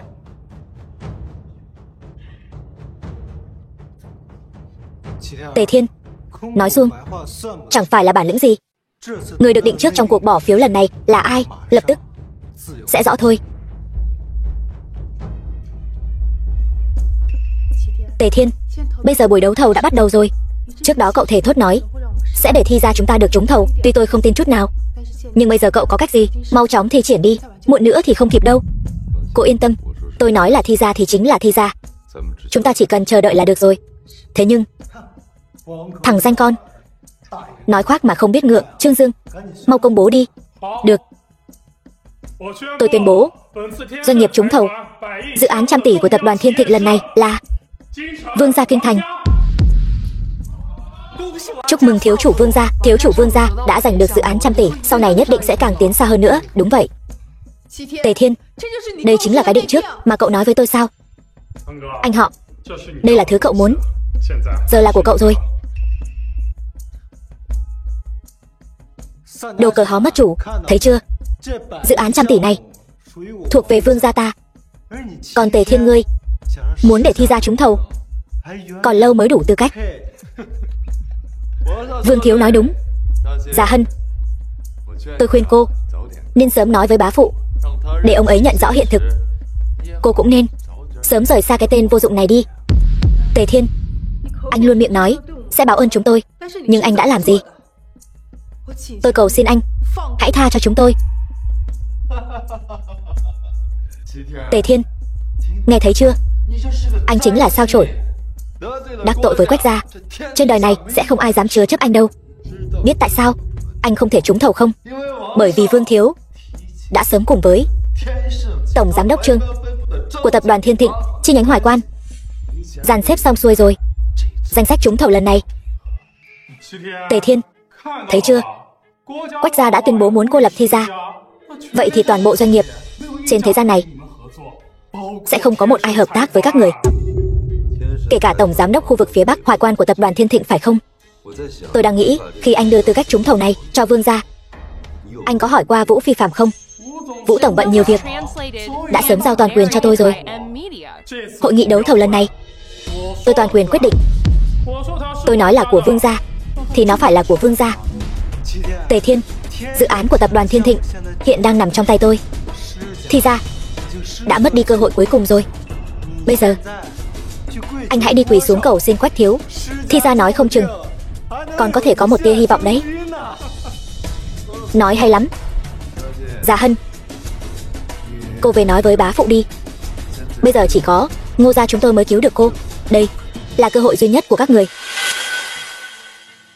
Ngô gia các người chẳng qua chỉ là một con cờ của Quách gia thôi. Tôi đã nói rồi, có tôi ở đây, Thi gia sẽ bình an vô sự.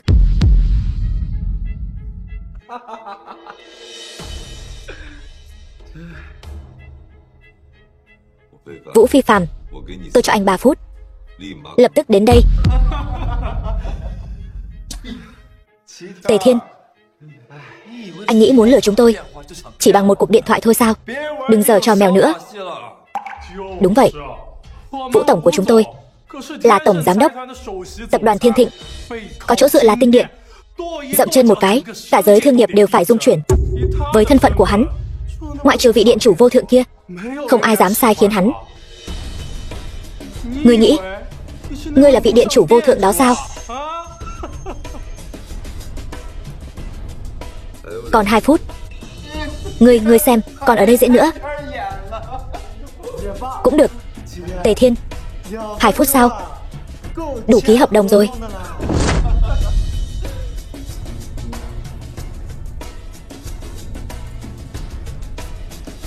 Nhìn cho kỹ. Bây giờ đơn hàng trăm tỷ của tập đoàn Thiên Thịnh đã được ký rồi. Đã được ký tên của thiếu chủ Vương gia ta rồi. Bây giờ đã hoàn toàn thuộc về Vương gia ta. Với ngươi không có quan hệ gì. Còn 1 phút.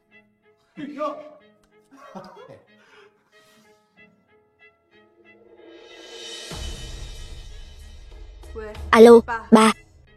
Bỏ phiếu đã kết thúc rồi. Tề Thiên đang lừa ba. Bây giờ muốn bảo toàn thì trục xuất Tề Thiên ra khỏi thi gia. Tề Thiên, ba ta đã đồng ý rồi. Từ giờ trở đi, chúng ta trục xuất ngươi ra khỏi thi gia. Tề Thiên, đây gọi là tội đáng phải chịu.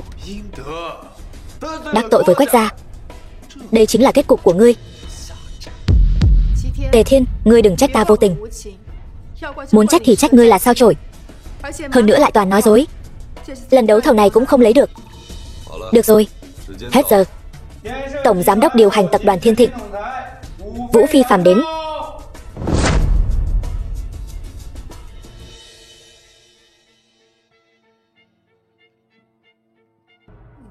Vũ tổng, sao ngài lại đến đây? Trương Dương, ngươi thật to gan. Nếu ta không đến, bầu trời của Hoài Quan sẽ bị ngươi đâm thủng mất. Không phải. Vũ tổng, đây là ý gì? Ý gì? Mấy người các ngươi cấu kết với nhau chiếm đoạt đơn hàng. Ngươi nghĩ ta không biết sao? Cái này, Trương Dương, ta hỏi ngươi, khi nào ta đã dặn ngươi đem dự án này định trước cho Vương gia? Ta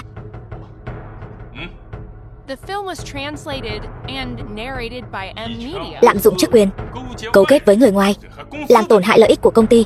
Trương Dương, ngươi không xứng làm nhân viên của tập đoàn Thiên Thịnh ta. Từ giờ trở đi, tước bỏ chức vụ tổng giám đốc chi nhánh của ngươi từ tập đoàn Thiên Thịnh của ta. Khai trừ ta. Ngoài ra, theo thỏa thuận của công ty, kẻ gây tổn hại lợi ích của công ty phải bồi thường gấp đôi lợi ích của công ty. Ngươi đem đơn hàng trăm tỷ này tự ý giao cho Vương gia. Số tiền bồi thường này sẽ do ngươi bồi thường. Ta làm sao bồi thường nổi? Là ngươi bảo ta giao dự án cho ngươi. Số tiền này ngươi trả đi. Cút. Đơn hàng là ngươi đưa, liên quan gì đến ta?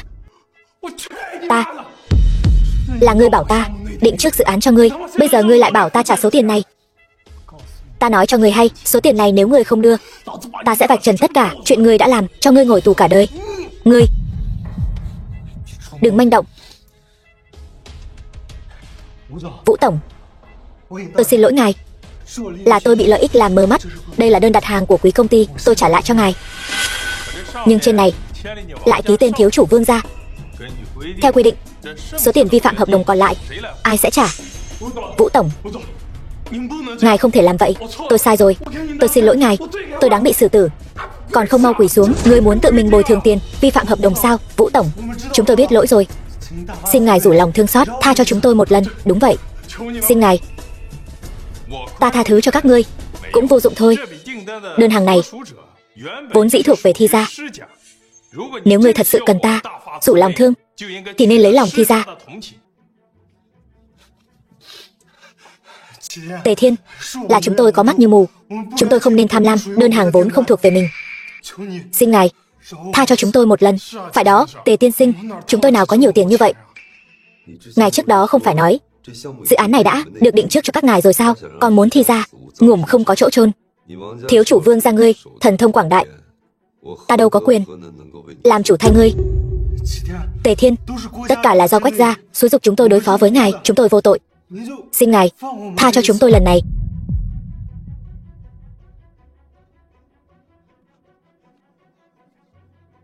Thi tiểu thư, Vương gia chúng tôi sẽ không cô lập Thi gia nữa. Chúng tôi lập tức phái người rót vốn 10 tỷ cho tập đoàn Thi thị mà không cần hoàn trả. Xin cô hãy nói giúp tôi vài lời.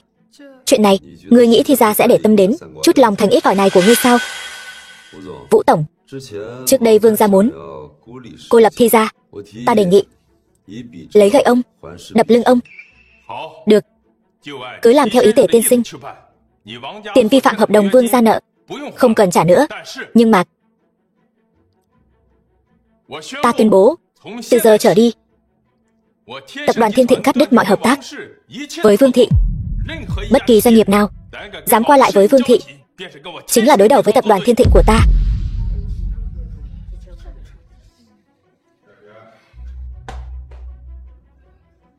Tất cả đều chấm dứt rồi. Bị tất cả các tập đoàn trên thế giới cô lập, Vương gia ta chắc chắn xong đời rồi. The film was translated and narrated by M Media.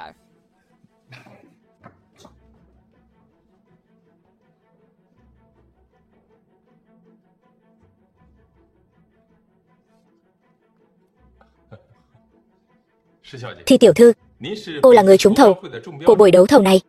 Đây là đơn đặt hàng mới nhất, xin cô nhận cho. Tôi tuyên bố, buổi đấu thầu này chính thức kết thúc.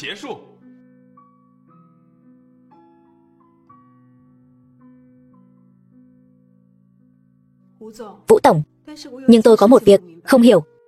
Buổi đấu thầu lần này tốt hơn Thi gia chúng tôi, có rất nhiều người, tại sao lại chọn chúng tôi? Thi tiểu thư nói đùa rồi. Thi gia các người có một nhân vật lớn giúp đỡ, tiềm năng vô hạn. Ngoài ra, những đại gia tộc này cũng chỉ là con rối của Quách gia thôi. Đối tượng hợp tác của tập đoàn Thiên Thịnh chúng tôi tuyệt đối không thể là con rối bị người khác điều khiển. Thì ra là vậy. Không ngờ Thi gia chúng tôi thực sự đã có được hợp đồng này. Lần này Thi gia chúng tôi được cứu rồi. Cảm ơn Vũ tổng. Thi tiểu thư đã nhận được đơn đặt hàng rồi. Chúng tôi xin phép cáo lui trước.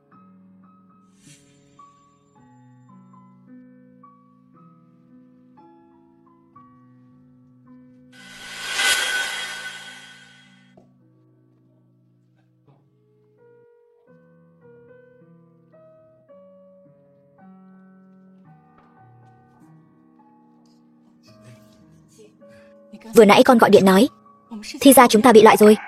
Mẹ, đúng vậy. Rốt cuộc là chuyện gì vậy? Sự việc không phải như vậy.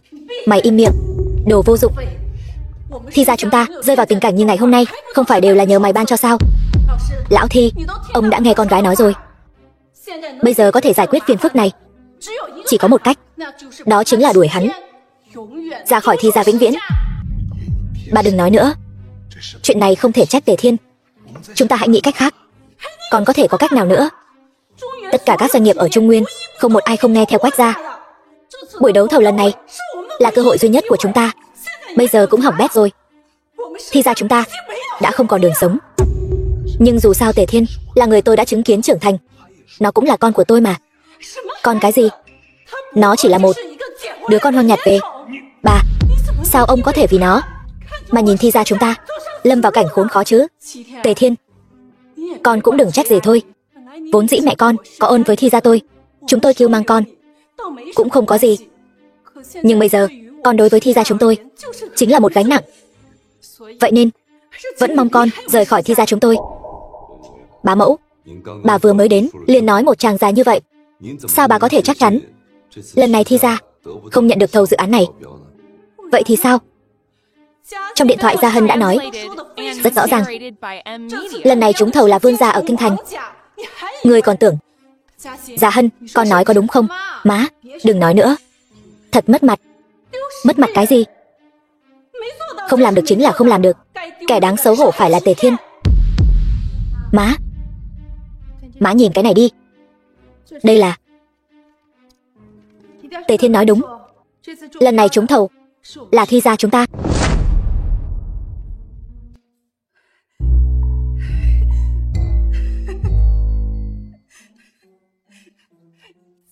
Tề Thiên, dì vừa rồi chỉ là đùa cháu thôi.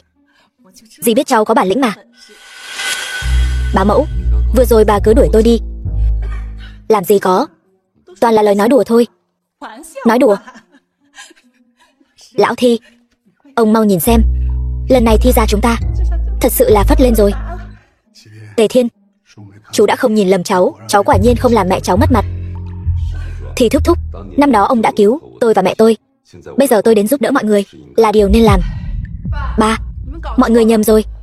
Người giúp chúng ta căn bản không phải là Tề Thiên, con gái. Ý con là gì? Vũ tổng đã nói rồi, lý do chúng ta có thể trúng thầu không phải vì tập đoàn Thiên Thịnh nhìn chúng ta có thể mang lại bao nhiêu lợi ích, mà là vì chúng ta không có cổ phần của Quách gia, sẽ không bị Quách gia khống chế.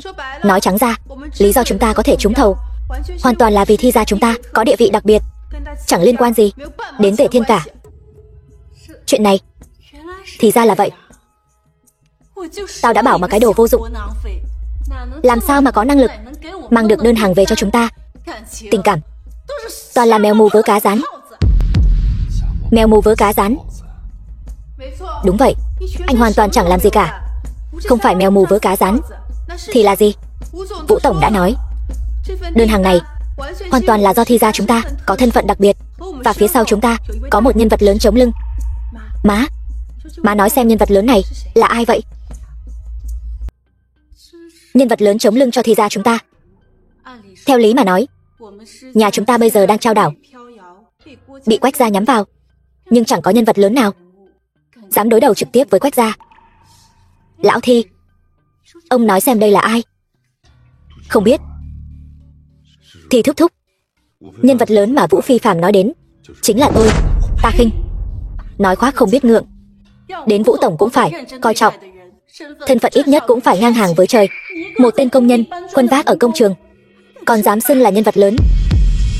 Tề Thiên, ngươi có biết tại sao ta ghét ngươi không? Chẳng phải vì ngươi thân phận thấp hèn, mà là bởi vì vĩnh viễn không nhìn rõ địa vị của mình. Khoác lác, không biết hối cải. Ta chỉ nói chuyện đúng vào vấn đề thôi. Ngươi còn giả vờ. Ba, người như hắn ở lại Thi gia sớm muộn cũng có vấn đề, con thấy vẫn nên đuổi đi là hơn. Đúng đó. Thi tiểu thư, ta khuyên cô nên nghĩ kỹ rồi hãy nói. Nếu rời khỏi Thi gia thì có lẽ sau này sẽ chẳng còn nhân vật lớn nào tiếp tục ủng hộ Thi gia nữa. Ngươi... Thôi được rồi, hai người bớt nói vài câu được không? Tề Thiên, yên tâm, thúc sẽ không đuổi con đi. Con cứ yên tâm mà, ở lại Thi gia. Nhưng thúc cũng mong con làm người thực tế một chút, dù sao chân thật mới là chính đạo, phải không? Còn về chuyện Gia Hân nói về vị nhân vật lớn kia, cụ thể là ai ta không rõ, nhưng ta đoán chắc là Tinh Nguyệt Vũ Thần. Tinh Nguyệt Vũ Thần? Nghĩ mà xem, trước đây Lôi gia tìm chúng ta tính sổ, là Tinh Nguyệt Vũ Thần ra mặt quét sạch Lôi gia. Còn nữa, trước khi Tề Thiên trở về, Quách gia cũng luôn nhắm vào chúng ta, nhưng cuối cùng đều không giải quyết được. Đúng vậy, năm đó Quách gia, Thi gia, Giang gia có thế lực ngang nhau. Chúng ta và Giang gia luôn có quan hệ tốt. Chính là Vũ Thần đang giúp chúng ta. Quả nhiên. Nói như vậy, lần này chúng ta phải cảm ơn Tinh Nguyệt Vũ Thần đàng hoàng mới được. Đó là điều đương nhiên. 2 ngày nữa chính là nghi thức thăng chức của Vũ Thần. Vào ngày diễn ra nghi thức, không chỉ Tinh Nguyệt Vũ Thần sẽ tham dự, mà còn điện chủ vô thượng trong truyền thuyết, nghe nói cũng sẽ đích thân đến để trao huân chương cho Vũ Thần. Nếu Vũ Thần đã giao quyền tổ chức yến tiệc lần này cho chúng ta, thì chúng ta nhất định phải dốc hết sức lực, tuyệt đối không thể để Vũ Thần thất vọng, phải không? Nhưng mà với thân phận địa vị của hai người họ, địa điểm tổ chức yến tiệc nhất định phải là nơi xa hoa nhất. Nói đến Hoài Quan thì đúng là có một nơi xa hoa nhất, đó chính là Cửu Tiêu Điện 10 sao. Nhưng mà chủ nhân của khách sạn đó có xuất thân ngút trời, không nể mặt bất kỳ ai. Chúng ta đã thương lượng với họ vài lần, đều bị họ từ chối. Nói xem phải làm sao bây giờ. Thì thúc thúc, việc này giao cho ta. Xin lỗi, Quách thiếu. Sự việc hỏng bét rồi. Lại hỏng bét rồi. Không sao, tự phế hai tay là được. Quách thiếu, cầu xin ngài tha cho ta lần này đi. Sao nào? Nhiệm vụ thất bại, còn dám không nhận trách phạt? Không, Quách thiếu, nhiệm vụ thất bại là có nguyên do. Nói, ngài bảo ta diệt trừ Thi gia, bắt giữ Tề Thiên, ta trước sau mang theo thủ dụ của ngài, phân phó Lôi gia bái kiến điện chủ. Còn nữa, vừa rồi hạ lệnh cô lập Thi gia. Những việc này vốn dĩ đều là chuyện chắc như đinh đóng cột. Thế nhưng mỗi lần Giang Vũ Đồng kia ra tay giúp đỡ Tề Thiên, cái tên Tinh Nguyệt Vũ Thần, Giang Vũ Đồng, đúng, chính là cô ta. Cô Giang Vũ Đồng này không biết vì sao ra tay giúp đỡ Tề Thiên, hết lần này đến lần khác giúp đỡ Thi gia. Điều này mới dẫn đến kế hoạch của ta hết lần này đến lần khác thất bại. Không ngờ huynh trưởng của ta sau khi bị Quách gia tống cổ ra khỏi cửa, lại còn có thể được Vũ Thần Giang Vũ Đồng để mắt tới. Nhưng mà chỉ dựa vào Giang Vũ Đồng mà muốn đối đầu với Quách gia ta còn kém xa lắm. Quách thiếu, Ngô gia ta nguyện lấy công chuộc tội.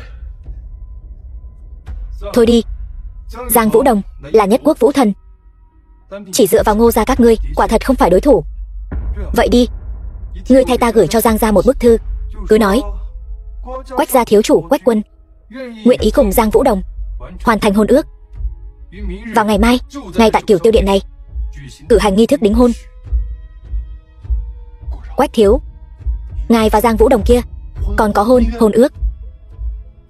Đúng vậy, Quách gia và Giang gia trước đó quả thật từng ký kết một tờ hôn ước. Nhưng mà sau này, sau khi Tề Thiên bị đuổi khỏi nhà, đối tượng kết hôn được thay đổi thành ta. Tóm lại, người đem tin tức này đến Giang gia. Ta là Quách gia thiếu chủ, chắc hẳn bọn họ sẽ không từ chối. Vâng. Quách thiếu, Giang Vũ Đồng là chỗ dựa lớn nhất của Tề Thiên. Như vậy, Tề Thiên này chẳng khác nào bị bịt mắt, không còn là đối thủ của ngài nữa rồi. Được, ngài yên tâm.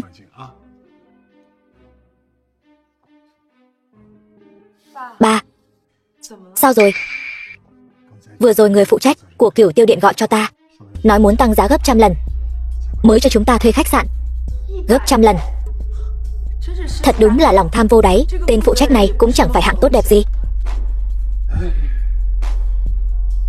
Biết làm sao được, Cửu Tiêu Điện thế lực ngập trời, lại là khách sạn 10 sao duy nhất ở Hoài Quan. Thế này đi, lát nữa con dẫn Tề Thiên cùng đi một chuyến đến Cửu Tiêu Điện, thay ta thương lượng lại. Gấp 100 lần là quá nhiều.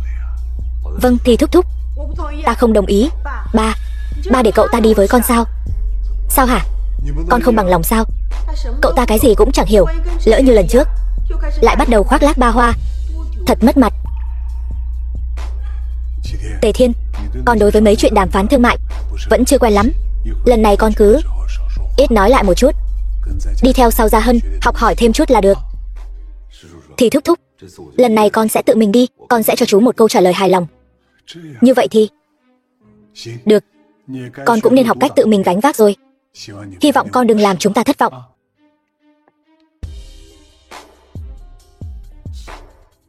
Nghe nói Tinh Nguyệt Vũ Thần danh tiếng lẫy lừng đã có người trong lòng. Không biết là vị công tử nào có thể được cô để mắt tới. Tiểu Đông, khi nào con có người trong lòng rồi?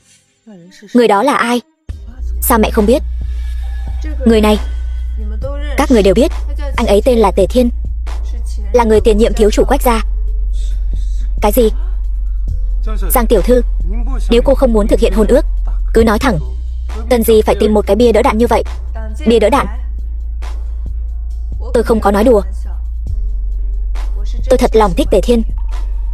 Giang Vũ Đồng, mẹ quá nể mặt con rồi, có phải không? Quách thiếu gia chịu thực hiện hôn ước với con là đã coi trọng con, coi trọng Giang gia chúng ta. Con không những không thực hiện hôn ước, còn thích cái tên vô dụng Tề Thiên đó. Hắn chỉ là một con cờ hó mất chủ, sao có thể xứng với con? Đúng vậy, Giang Vũ Thần, cô là vũ thần nhất quốc lừng lẫy. Dưới một người mà trên vạn người, chỉ cần một bước là có thể lên trời. Còn Tề Thiên, thân phận thấp hèn, ở bên cạnh cô chỉ làm ảnh hưởng đến con đường làm quan của cô. Cô nên suy nghĩ cho kỹ. Con đường làm quan của ta thì có liên quan gì đến ngươi? Mẹ, con thật lòng thích Tề Thiên, không quan tâm thân phận, cũng không quan tâm địa vị. Hơn nữa con cảm thấy Tề Thiên nhất định không phải kẻ tầm thường. Láo xược, chỉ có người như Quách thiếu gia mới là người tài giỏi. Tề Thiên mà con nói, hắn chỉ là một tên vô dụng. Hắn có tài cán gì mà xứng với con? Hôn ước hôm nay con không đồng ý cũng phải thực hiện cho tốt. Được thôi, hôn ước.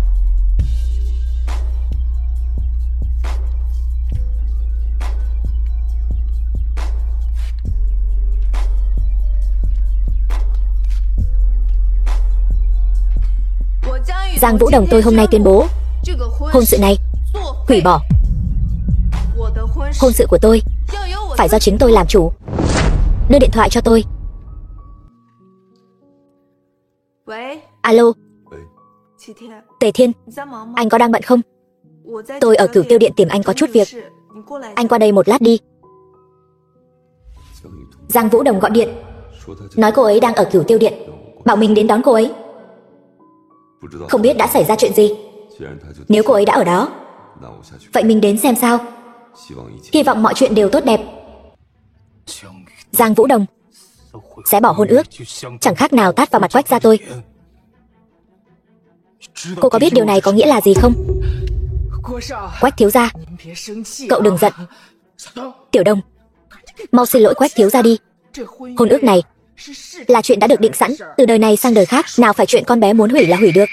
Hôn ước này đã xé bỏ rồi thì là xé bỏ rồi, không thể rút lại. Tôi cũng không muốn rút lại. Tề Thiên sẽ sớm đến đón tôi. Con Giang Vũ Đồng, đây là Cửu Tiêu Điện đấy. Cô nói tên anh trai vô dụng của tôi sẽ đến đón cô. Đừng nói đùa nữa. Đúng vậy, Cửu Tiêu Điện này chỉ người giàu sang quyền quý, người có địa vị cao mới được vào. Tề Thiên, hắn còn không có tư cách vào đây. Lấy gì mà đến đón cô? Sao nào? Mọi người không tin sao? Mẹ, hay là chúng ta đánh cược đi. Tôi cá Tề Thiên có thể vào Cửu Tiêu Điện này. Tôi cũng cá Tề Thiên tuyệt đối không phải là hạng tầm thường. Nếu hắn là người có bản lĩnh thì mẹ không được ép buộc con thực hiện hôn ước này. Bá mẫu, cứ đồng ý với Vũ Đồng đi. Tên anh trai vô dụng của tôi hiểu rõ nhất. Từ nhỏ đã bị tôi chà đạp dưới chân, chính là một tên vô dụng đúng nghĩa. Tôi hoàn toàn tự tin. Được, mẹ đồng ý. Nếu Tề Thiên thật sự là một tên vô dụng thì hôm nay con phải thực hiện hôn ước. Được. Đại nhân, Cửu Tiêu Điện này không phải ai cũng có thể vào được. Cô có nắm chắc không? Hy vọng lần này hắn cũng có thể giống như lần trước.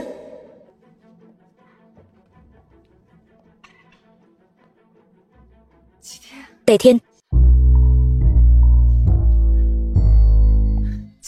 Tề Thiên, anh cuối cùng cũng đến rồi. Cô đang làm cái gì vậy? Mẹ tôi muốn gả tôi cho Quách Quân. Anh giúp tôi một việc, giả vờ làm bạn trai của tôi được không?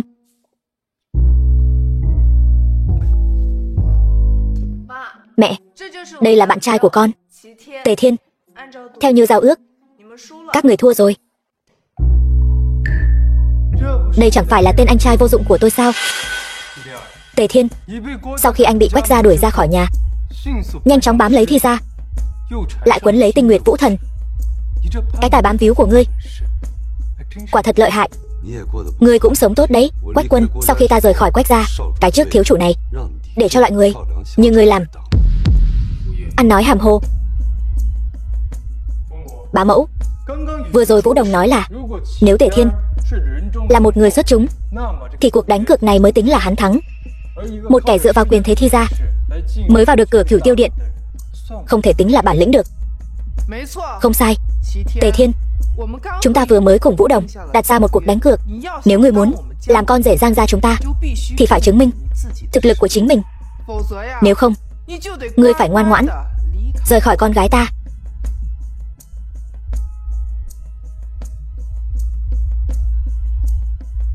Được, ta không chỉ có thể chứng minh ta có đủ tư cách làm con rể Giang gia, ta còn có thể chứng minh ta còn mạnh hơn Quách Quân này nhiều. Mồm mép tép nhảy. Tề Thiên, ta biết sau khi ngươi bị Quách gia đuổi ra khỏi nhà, trong lòng rất khó chịu, muốn thể hiện trước mặt ta. Nhưng ta cũng nói cho ngươi biết, Quách gia là đệ nhất gia tộc Trung Nguyên, bền vững hàng trăm năm. Ta thân là thiếu chủ Quách gia, không phải loại công nhân quèn nào đó cũng có thể đụng vào. Nói đúng lắm. Tuy nhiên, Vũ Đồng đã lập ra cuộc đánh cược, vậy thì ta so tài với ngươi một chút cũng không sao. Chi bằng hãy nói về chén trà trong tay ta. Chén trà này là một loại trà rất quý, không phải người quyền quý thì không uống được. Nếu ngươi có thể nói ra tên của loại trà này, có thể miễn cưỡng coi như ngươi bước chân vào giới thượng lưu. Thế nào? Được.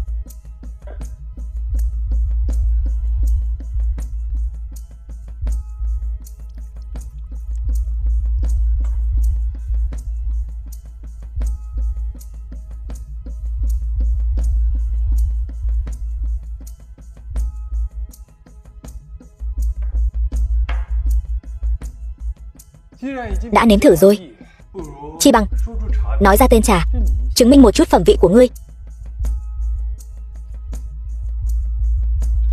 Trà này ta không nói ra tên được. Bá mẫu, tôi đã nói rồi, Tề Thiên là đồ vô dụng mà, ngay cả một chén trà cũng không nếm ra được, còn dám tự xưng là nhân tài xuất chúng. Giang Vũ Đồng, ngươi thua rồi. Ý tôi là vị trà này quá tệ, không xứng để tôi biết tên nó. Nước trà thì nhạt, khói đục bốc lên, vị thì đắng chát. Đây đều là những khuyết điểm của nó. Tôi nói có vấn đề gì sao? Ý ngươi là trà này không xứng với ngươi. Không sai. Xa tận Côn Luân Khư miền Tây Trung Nguyên mọc lên một loại thần trà tên là Bích Lạc Hoàng Tuyền, nâu đủ nhờ tinh hoa nhật nguyệt tưới tắm. Sắc trà trong, hương thơm tự nhiên, uống lâu dài có thể kéo dài tuổi thọ. Nếu đem loại trà này so sánh với thân phận thì miễn cưỡng cũng xứng với ta. Khẩu khí thật lớn. Thần trà mà ngươi nói là cống phẩm của đại quốc, ngay cả hoàng tộc cũng khó mà nếm thử được. Một tên phế vật như ngươi cũng dám nói xứng với ngươi sao? Thôi được, có thể biết đến Bích Lạc Hoàng Tuyền của Côn Luân Khư cũng coi như có chút bản lĩnh. Nhưng mà lời này không phải cứ nói ra là được. Thế này đi, muốn cưới Giang Vũ Đồng, ngươi nên dâng lên Giang gia một phần sính lễ. Hôm nay vốn là lễ đính hôn, vậy thì hãy đưa lễ vật ra trước. Chiêu tung gạch nhử ngọc.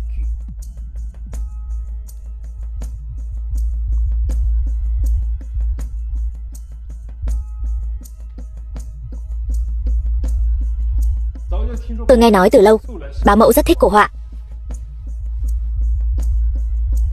Bức Xuân Phong Cửu chuyển đồ này là bút tích thực của đại sư Đường Dân ngày xưa.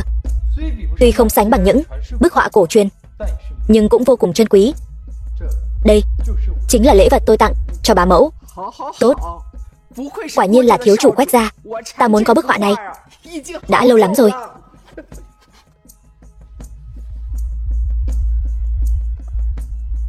Tề Thiên, mưu kế tung gạch nhử ngọc. Gạch của ta đã ném rồi, vậy ngọc của ngươi có phải cũng nên xuất hiện rồi không? Nhưng mà lễ vật này cũng không phải tặng bừa đâu. Muốn chứng minh thực lực của ngươi, ít nhất cũng phải đưa ra được lễ vật lọt vào mắt xanh của bá mẫu.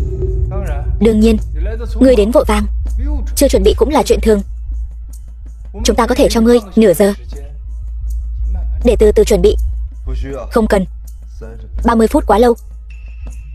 Bá mẫu, không biết bức họa này của tôi so với Xuân Phong Cửu chuyển đồ của hắn thì như thế nào? Bức họa này là Lạc Thần Phú Đô của Cố Khải Chi đời Đông Tấn đấy. Kỹ nghệ hội họa vô cùng cao siêu. Nó không chỉ là bảo vật trấn điếm của Cửu Tiêu Điện, mà còn là danh họa truyền thế. So với Xuân Phong Cửu chuyển đô, tất nhiên là hơn hẳn một bậc. Vậy thì dễ rồi.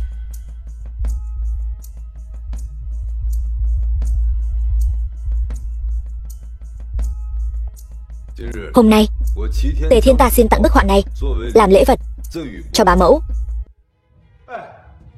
Giang Vũ Đồng, đây chính là Tề Thiên mà ngươi thích đó. Hắn chỉ là tên hề, thích làm trò hề thôi, không lấy ra được lễ vật ra hồn, lại còn ở đây là bộ làm tịch. Ván cược này thắng bại đã quá rõ ràng. Có chơi có chịu. Tiểu Đông, hôm nay con bắt đầu thực hiện hôn ước, tránh xa tên bị ruồng bỏ này. Đợi đã, bá mẫu. Bức tranh của tôi rõ ràng quý giá hơn của hắn. Dựa vào đâu tôi lại thua chứ? Dựa vào đâu? Bảo vật của Cửu Tiêu Điện, ngươi tùy tiện gỡ xuống, cứ nói là quà ngươi tặng. Ngươi tưởng ngươi là chủ nhân Cửu Tiêu Điện sao?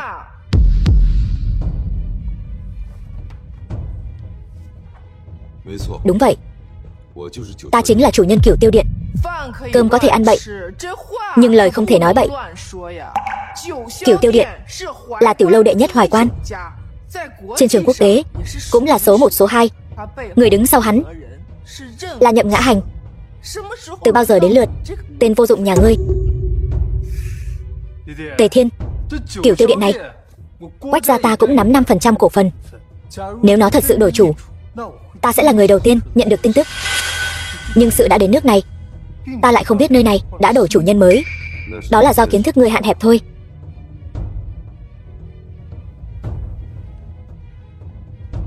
Bá mẫu, bức tranh này người cứ nhận lấy.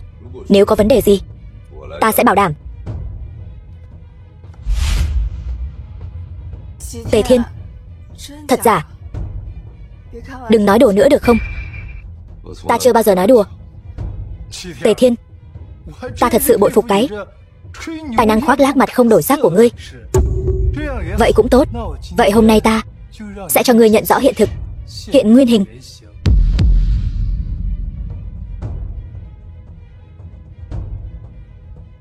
Alo Trương giám đốc, ở đây tôi có một người đang bịa đặt. Tôi muốn anh giúp tôi vạch trần bộ mặt thật của người này. Bá mẫu, bà ngồi đi. Tổng giám đốc Cửu Tiêu Điện Trương Quang Diệu sẽ đến ngay thôi.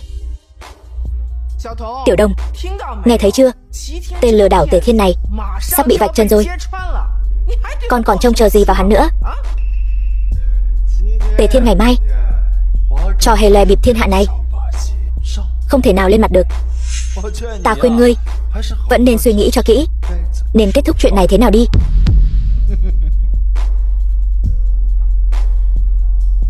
Trương Quang Diệu, anh đến rồi.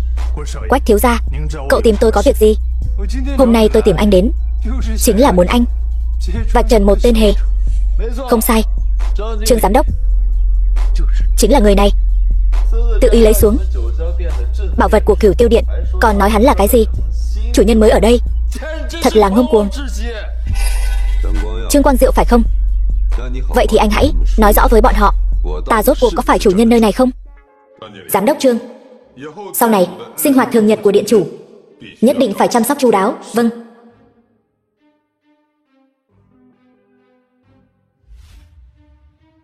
Ngươi là ngươi. Chuyện gì thế này? Ngươi quen hắn ta sao? Đương nhiên là quen rồi. Cái gì? Ta tận mắt chứng kiến Nhậm Ngã Hành đem Cửu Tiêu Điện tặng cho hắn. Hắn chính là tân chủ nhân nơi này. Hắn thật sự là Cửu Tiêu Điện này chính là Nhậm Ngã Hành nể mặt Tinh Nguyệt Vũ Thần chuyển tặng cho Tề Thiên. Nể mặt ta? Sao ta lại không biết chuyện này? Giang bá mẫu, không biết điện chủ Cửu Tiêu Điện này trong mắt bà có xứng đáng là nhân vật xuất chúng hay không? Xứng đáng. Vậy theo như giao ước, các người cũng không thể nhúng tay vào hôn ước của Giang Vũ Đồng. Quách Quân, ta dù có rời khỏi Quách gia, cũng không đến lượt ngươi gào thét với ta. Tề Thiên, không ngờ ngươi quả thật có chút bản lĩnh, là ta xem thường ngươi rồi. Nhưng mà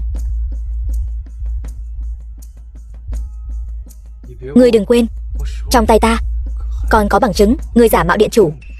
Nghi thức thăng chức ngày mai, điện chủ cũng sẽ đến. Chúng ta hẹn gặp lại. Quách Quân, ngươi chưa lấy bức tranh này kìa.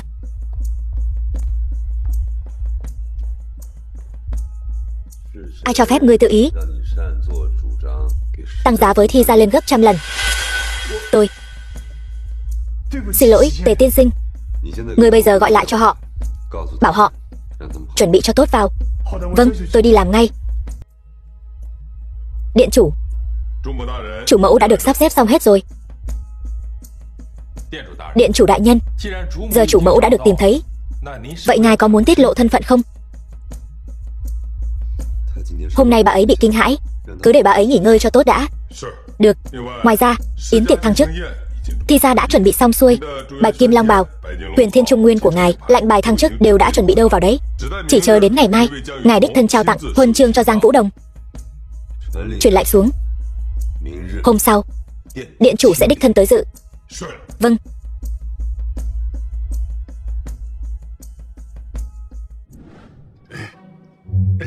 Được. Được, cảm ơn Trương giám đốc. Tạm biệt. Sao rồi? Nói sao? Mấy người đoán xem. Vừa rồi Trương giám đốc gọi điện nói rằng tân chủ nhân của Cửu Tiêu Điện chính là Tề Thiên. Chuyện này Trương giám đốc còn nói, cứ yên tâm, chuẩn bị nghi thức thăng chức đi. Những gì ngươi nói đều là thật sao? Tên vô dụng đó, Tề Thiên đó, hắn ta thật sự trở thành chủ nhân của Cửu Tiêu Điện sao? Ta nghe tận tai, sao có thể là giả được? Trương giám đốc đó, ông ta còn nói, ngay cả Tinh Nguyệt Vũ Thần Giang Vũ Đồng cũng rất mực yêu mến hắn. Nói như vậy thì tên Tề Thiên đó, những gì nói trước đây đều là thật sao? Chẳng lẽ hắn thật sự là nhân vật tầm cỡ nào đó sao? Hắn có thể trở thành chủ nhân của Cửu Tiêu Điện, vậy tại sao trước đó nhất định phải vào nhà chúng ta? Chẳng lẽ thật sự là đến báo ân? Là chúng ta đã hiểu lầm hắn rồi. Ba, má, con nghĩ chúng ta phải suy nghĩ lại chuyện hôn sự này. Có lẽ chúng ta thật sự có thể dựa vào vị Vũ Thần ẩn danh có thân thế này để mang đến sự thăng tiến cho Thi gia chúng ta. Mọi người thấy thế nào? Ta thấy con và Tề Thiên là xứng đôi nhất. Trước đây hai người còn chẳng coi người ta ra gì, chỉ thân phận người ta thấp kém. Nhưng giờ thì tốt rồi, hắn là chủ nhân của Cửu Tiêu Điện, thân phận địa vị còn cao hơn chúng ta. Hơn nữa, hai đứa còn có hôn ước, không còn gì thích hợp hơn rồi. Chuyện này không được, ta vẫn không đồng ý. Hải Yến, bà rốt cuộc là có ý gì vậy? Đúng rồi, má, hắn đã là chủ nhân của Cửu Tiêu Điện rồi, sao má vẫn không chọn hắn? Chủ nhân Cửu Tiêu Điện thì sao chứ? Hắn chẳng phải vẫn nằm trong danh sách truy nã của Quách gia sao? Mọi người nghĩ xem, những chuyện xảy ra mấy ngày này chỉ vì có liên quan đến Thi gia chúng ta mà suýt nữa khiến chúng ta tan cửa nát nhà. Hắn mà thật sự trở thành con rể Thi gia chúng ta thì còn ra thể thống gì nữa? Theo ta thấy, đợi khi nào hắn thật sự có thể cùng Quách gia đối đầu trực diện thì hãy cân nhắc chuyện làm con rể Thi gia chúng ta. Bà đấy. Nhưng mà nói cũng đúng, Quách gia có gia thế tầm cỡ, Tề Thiên dù có bản lĩnh đến đâu cũng không thể lay chuyển địa vị của Quách gia. Vậy thì chứng tỏ hắn không xứng làm con rể Thi gia chúng ta. Bẩm đại nhân, nghi thức thăng chức ngày mai đã chuẩn bị xong xuôi cả rồi. Tốt. Lộc Y mạo muội hỏi, cô đang lo lắng cho Tề Thiên sao? Đúng vậy. Trong buổi yến tiệc thăng chức ngày mai, điện chủ Tinh Điện cũng sẽ đích thân đến dự, trao huân chương cho ta. Đồng thời, Quách gia chắc chắn cũng sẽ không để yên đâu. Trong tay bọn họ đang nắm giữ bằng chứng Tề Thiên giả mạo điện chủ. Đến lúc đó, nhất định sẽ trình báo lên điện chủ. Nhưng mà Tề Thiên dường như lại chẳng hề sợ hãi. Ngươi nghĩ bằng cách nào có thể chống lại sự trừng phạt của điện chủ? Chuyện này, điện chủ Tinh Điện có địa vị trên vạn người, trấn áp thiên hạ. Nếu thật sự giáng tội xuống, e rằng không một ai có thể cản nổi. Thứ ta bảo ngươi chuẩn bị, đã chuẩn bị xong chưa? Đã chuẩn bị xong rồi. Nhưng mà ngươi chắc chắn muốn làm vậy sao? Đây là cách duy nhất ta nghĩ ra để bảo vệ Tề Thiên. Cho dù là cách trước của ta cũng không sao cả. Tuân mệnh. Quách thiếu gia, không ngờ yến tiệc hôm nay lại khiến ngài phải đích thân tới. Phải đó, Quách thiếu gia, ngài có thể đến đây, cả hội trường này đều rạng rỡ hẳn lên. Các ngươi không cần phải tâng bốc ta, mục đích ta đến đây hôm nay cũng giống như các ngươi, cũng là muốn gặp vị điện chủ tinh điện một tay che trời kia. Yến tiệc này, ngài ấy mới là nhân vật chính. Quách thiếu gia khiêm tốn quá. Cho dù ngài không phải là nhân vật chính hôm nay, thì cũng là khách quý quan trọng. Nếu Quách thiếu gia hôm nay có thể được điện chủ để mắt tới, thì nền móng của Quách gia sẽ càng thêm vững chắc. Đúng vậy, Quách thiếu gia, sau này ngài nhất định đừng quên chúng tôi nhé. Được thôi, nếu ta hôm nay có thể được điện chủ để mắt, nhất định sẽ tiến cử các vị với điện chủ. Tiến cử với điện chủ chỉ dựa vào Quách quân ngươi, ta còn đang nghĩ là con chó nào sổ loạn lên đây, thì ra là tên phế vật nhà ngươi. Huynh trưởng tốt của ta, không ngờ hôm nay huynh thật sự dám đến đây. Ngươi cũng đến được, tại sao ta lại không đến được? Tề Thiên, ngươi không cần phải đấu võ mồm với ta ở đây. Ta đã nói rồi, hôm nay khi điện chủ xuất hiện, ta sẽ đích thân bẩm báo, vạch trần tội trạng của ngươi. Nói được làm được. Quách thiếu nói đúng. Tề Thiên, ngươi đã đắc tội với tinh điện, dù thân phận ngươi cao đến đâu cũng khó thoát khỏi sự trừng phạt của tinh điện. Trừng phạt? Huynh trưởng tốt của ta, ngươi có biết hay không, cho dù ngươi có may mắn dựa dẫm vào mấy vị vũ thần, trong mắt ta, trong mắt Quách gia, ngươi vẫn chỉ là một kẻ vô dụng. Ở Trung Nguyên này, Quách gia ta chính là trời. Ngươi cứ chờ mà bị trừng trị đi. Vậy ta cũng nói cho ngươi một sự thật, ở đây ta mới là trời.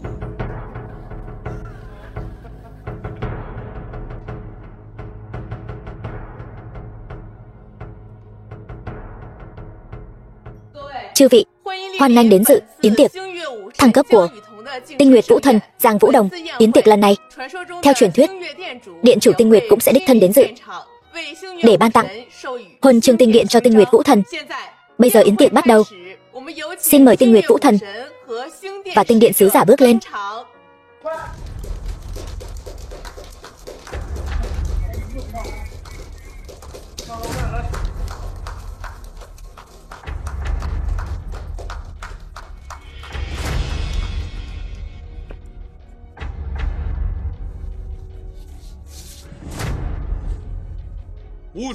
Vũ thần Giang Vũ Đồng, một người địch vạn kẻ thù, tiêu diệt kẻ thù, lập được công lớn, công huân hiển hách, đặc biệt ban tặng tinh điện huân chương, phê duyệt vào tinh điện nhậm chức. Giang Vũ Thần tiếp chỉ. Giang Vũ Đồng tiếp chỉ. Khoan đã, sứ giả đại nhân, về việc Giang Vũ Đồng vào tinh điện nhận chức, tôi có ý kiến. Ngươi có ý kiến gì? Chư vị, chúng ta đều biết tinh điện là thiên hạ đệ nhất điện, uy danh lừng lẫy. Người trong điện không ai không phải là người có chiến công hiển hách, đức tài vẹn toàn. Mà hôm nay tôi tố cáo Giang Vũ Đồng đức không xứng vị. Mọi người có điều không biết, hắn, đứa con bị vứt bỏ của Quách gia, Tề Thiên, láo xược, mạo nhận thân phận điện chủ, xúc phạm thần uy của điện chủ, phạm đại tội bất kính. Còn Giang Vũ Đồng che giấu tội của Tề Thiên, mưu toan che đậy, phạm tội bao che. Đây chính là đức không xứng với vị. Làm sao có thể vào tinh điện? Quách quân ngươi đừng ngậm máu phun người. Ta ngậm máu phun người.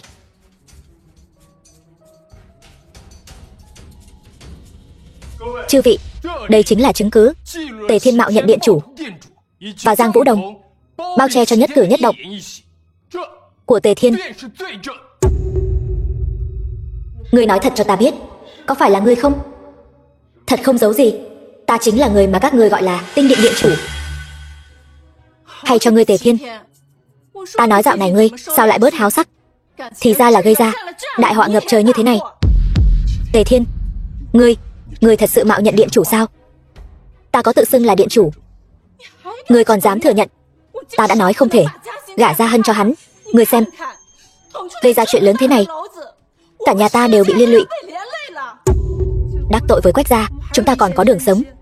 Đắc tội với điện chủ thì chỉ có đường ngủm thôi. Mẹ, may mà lúc trước mẹ không đồng ý hôn sự của chúng con. Nếu không, nhà chúng ta sẽ gặp họa. Tề Thiên, người thật sự không nên mạo nhận điện chủ.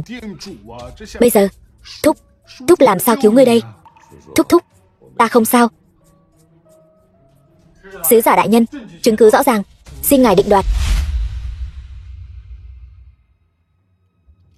Giang Vũ Thần, những gì Quách Quân nói có đúng sự thật không? Đại nhân, đúng vậy, quả đúng là như vậy. Được. Tề Thiên, nghe thấy chưa? Đắc tội với điện chủ, hôm nay không ai dám bảo vệ ngươi.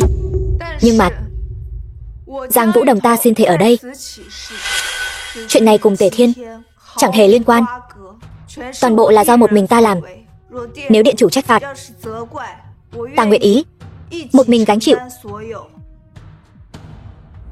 Kính xin sứ giả thu hồi tư cách thăng cấp của ta. Ta nguyện từ bỏ chức vị Vũ Thần để xoa dịu cơn thịnh nộ của điện chủ. Giang Vũ Đồng, người điên rồi. Tháo bỏ chức trách Vũ Thần, người về sau sẽ trở thành thường dân. Những thành tích trước đây, võ công đều sẽ tan thành mây khói vì một con cờ háo mất chủ. Ngươi cần gì phải làm đến mức này? Tề Thiên, ngươi cứ yên tâm. Tuy ngươi đắc tội với điện chủ, nhưng với chức vị Vũ Thần của ta cũng có thể bảo vệ ngươi một lần. Chỉ cần có thể bảo vệ hắn chu toàn, mất đi tất cả ta cũng không tiếc. Điên rồi. Ngươi thật sự điên rồi. Phải đó, Vũ Thần đại nhân. Vì một con cờ háo mất chủ như vậy, đáng sao? Đúng vậy, Vũ Thần. Tề Thiên nhiều lần ăn nói ngông cuồng, vô pháp vô thiên. Không cần thiết vì hắn hy sinh đến mức này. Nghe thấy chưa, Tề Thiên? Dù có Vũ Thần thay ngươi chịu tội, có thể may mắn tránh được hình phạt của điện chủ, nhưng ngươi về sau cũng sẽ bị người đời cười nhạo. Nếu ngươi là nam nhân thì tự mình đứng ra. Đứng ra. Đứng ra đi. Đừng đi thì thúc.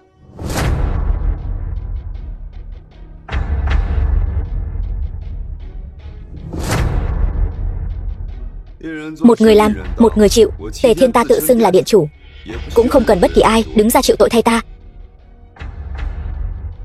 Giang Vũ Đồng, ngươi là Vũ Thần thì cứ an phận làm Vũ Thần đi. Tề Thiên, ngươi thật là khoác lác. Ngươi có tư cách gì?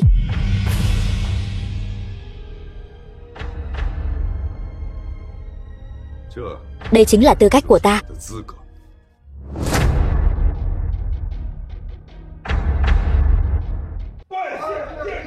Bái kiến điện chủ. Chuyện này là sao?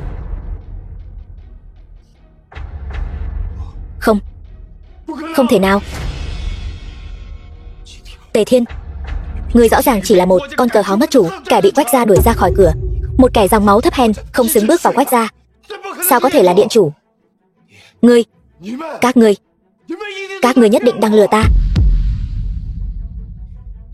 Tề Thiên, ngươi mất đi sự ủng hộ của Quách gia, điên cuồng trốn tránh sự truy bắt của Quách gia.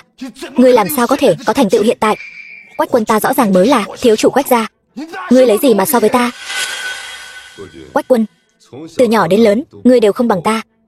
Thứ ngươi dựa vào chẳng qua chỉ là quyền thế của Quách gia, còn ta từ đầu đến cuối đều chỉ dựa vào chính mình. Đó chính là sự khác biệt giữa ngươi và ta. Trong mắt ta, ngươi chẳng qua chỉ là một tên hề. Xem ra ta không làm đại ca của ngươi ngần ấy năm, thật sự đã cho ngươi rất nhiều tự tin. Ta nói cho ngươi biết, chỉ cần ta còn sống một ngày, ngươi sẽ mãi mãi chỉ là đệ đệ. Không thể nào. Quách gia ta mới là trời ở Trung Nguyên. Ta là thiếu chủ Quách gia. Ngươi không xứng so với ta. Ngươi, còn có cả người mẹ tiện nhân đó của ngươi, lúc trước nên ngủm trong tay ta. Ngươi là điện chủ thì đã sao? Đến nộp mạng đi.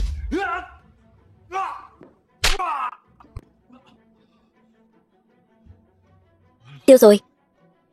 Sắp đổi thay rồi. Quách gia coi mạng người như cỏ rác, coi trời bằng vung, khinh thường thiên uy Trung Nguyên. Từ hôm nay trở đi, ta tuyên bố Trung Nguyên không còn Quách gia. Người đâu? Đưa xuống, điều tra kỹ lưỡng. Vâng. Tề Thiên.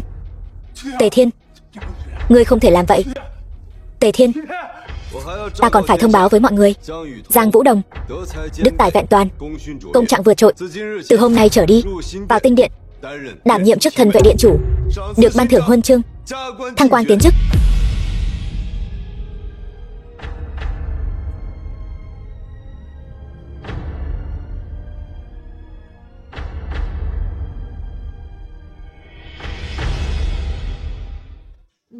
Ngươi thật sự là điện chủ sao?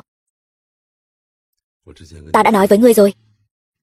Khi ta gặp lại mẹ ta, sẽ nói rõ mọi chuyện với ngươi. Ta chính là điện chủ mà ngươi nói đến. Chỉ là không biết, đổi một thân phận khác, ngươi có còn thích ta không? Tình cảm của ta dành cho ngươi chưa bao giờ thay đổi. Tề Thiên, đây là hôn thư của chúng ta. Ngươi phải thực hiện. Tề Thiên, bây giờ là thời đại hôn nhân tự do. Hôn nhân của chính mình, tự mình làm chủ. Thúc không can thiệp. Tôi thấy Thi Tổng nói đúng. Tề Thiên, dù con lựa chọn thế nào, mẹ cũng sẽ ủng hộ con. Nhưng mà mẹ mong con đừng quên, người có tình với con. Thì thúc thúc, mẹ, hai người nói đúng.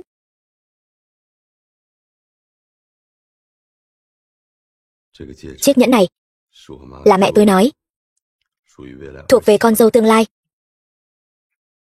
Em đồng ý chứ?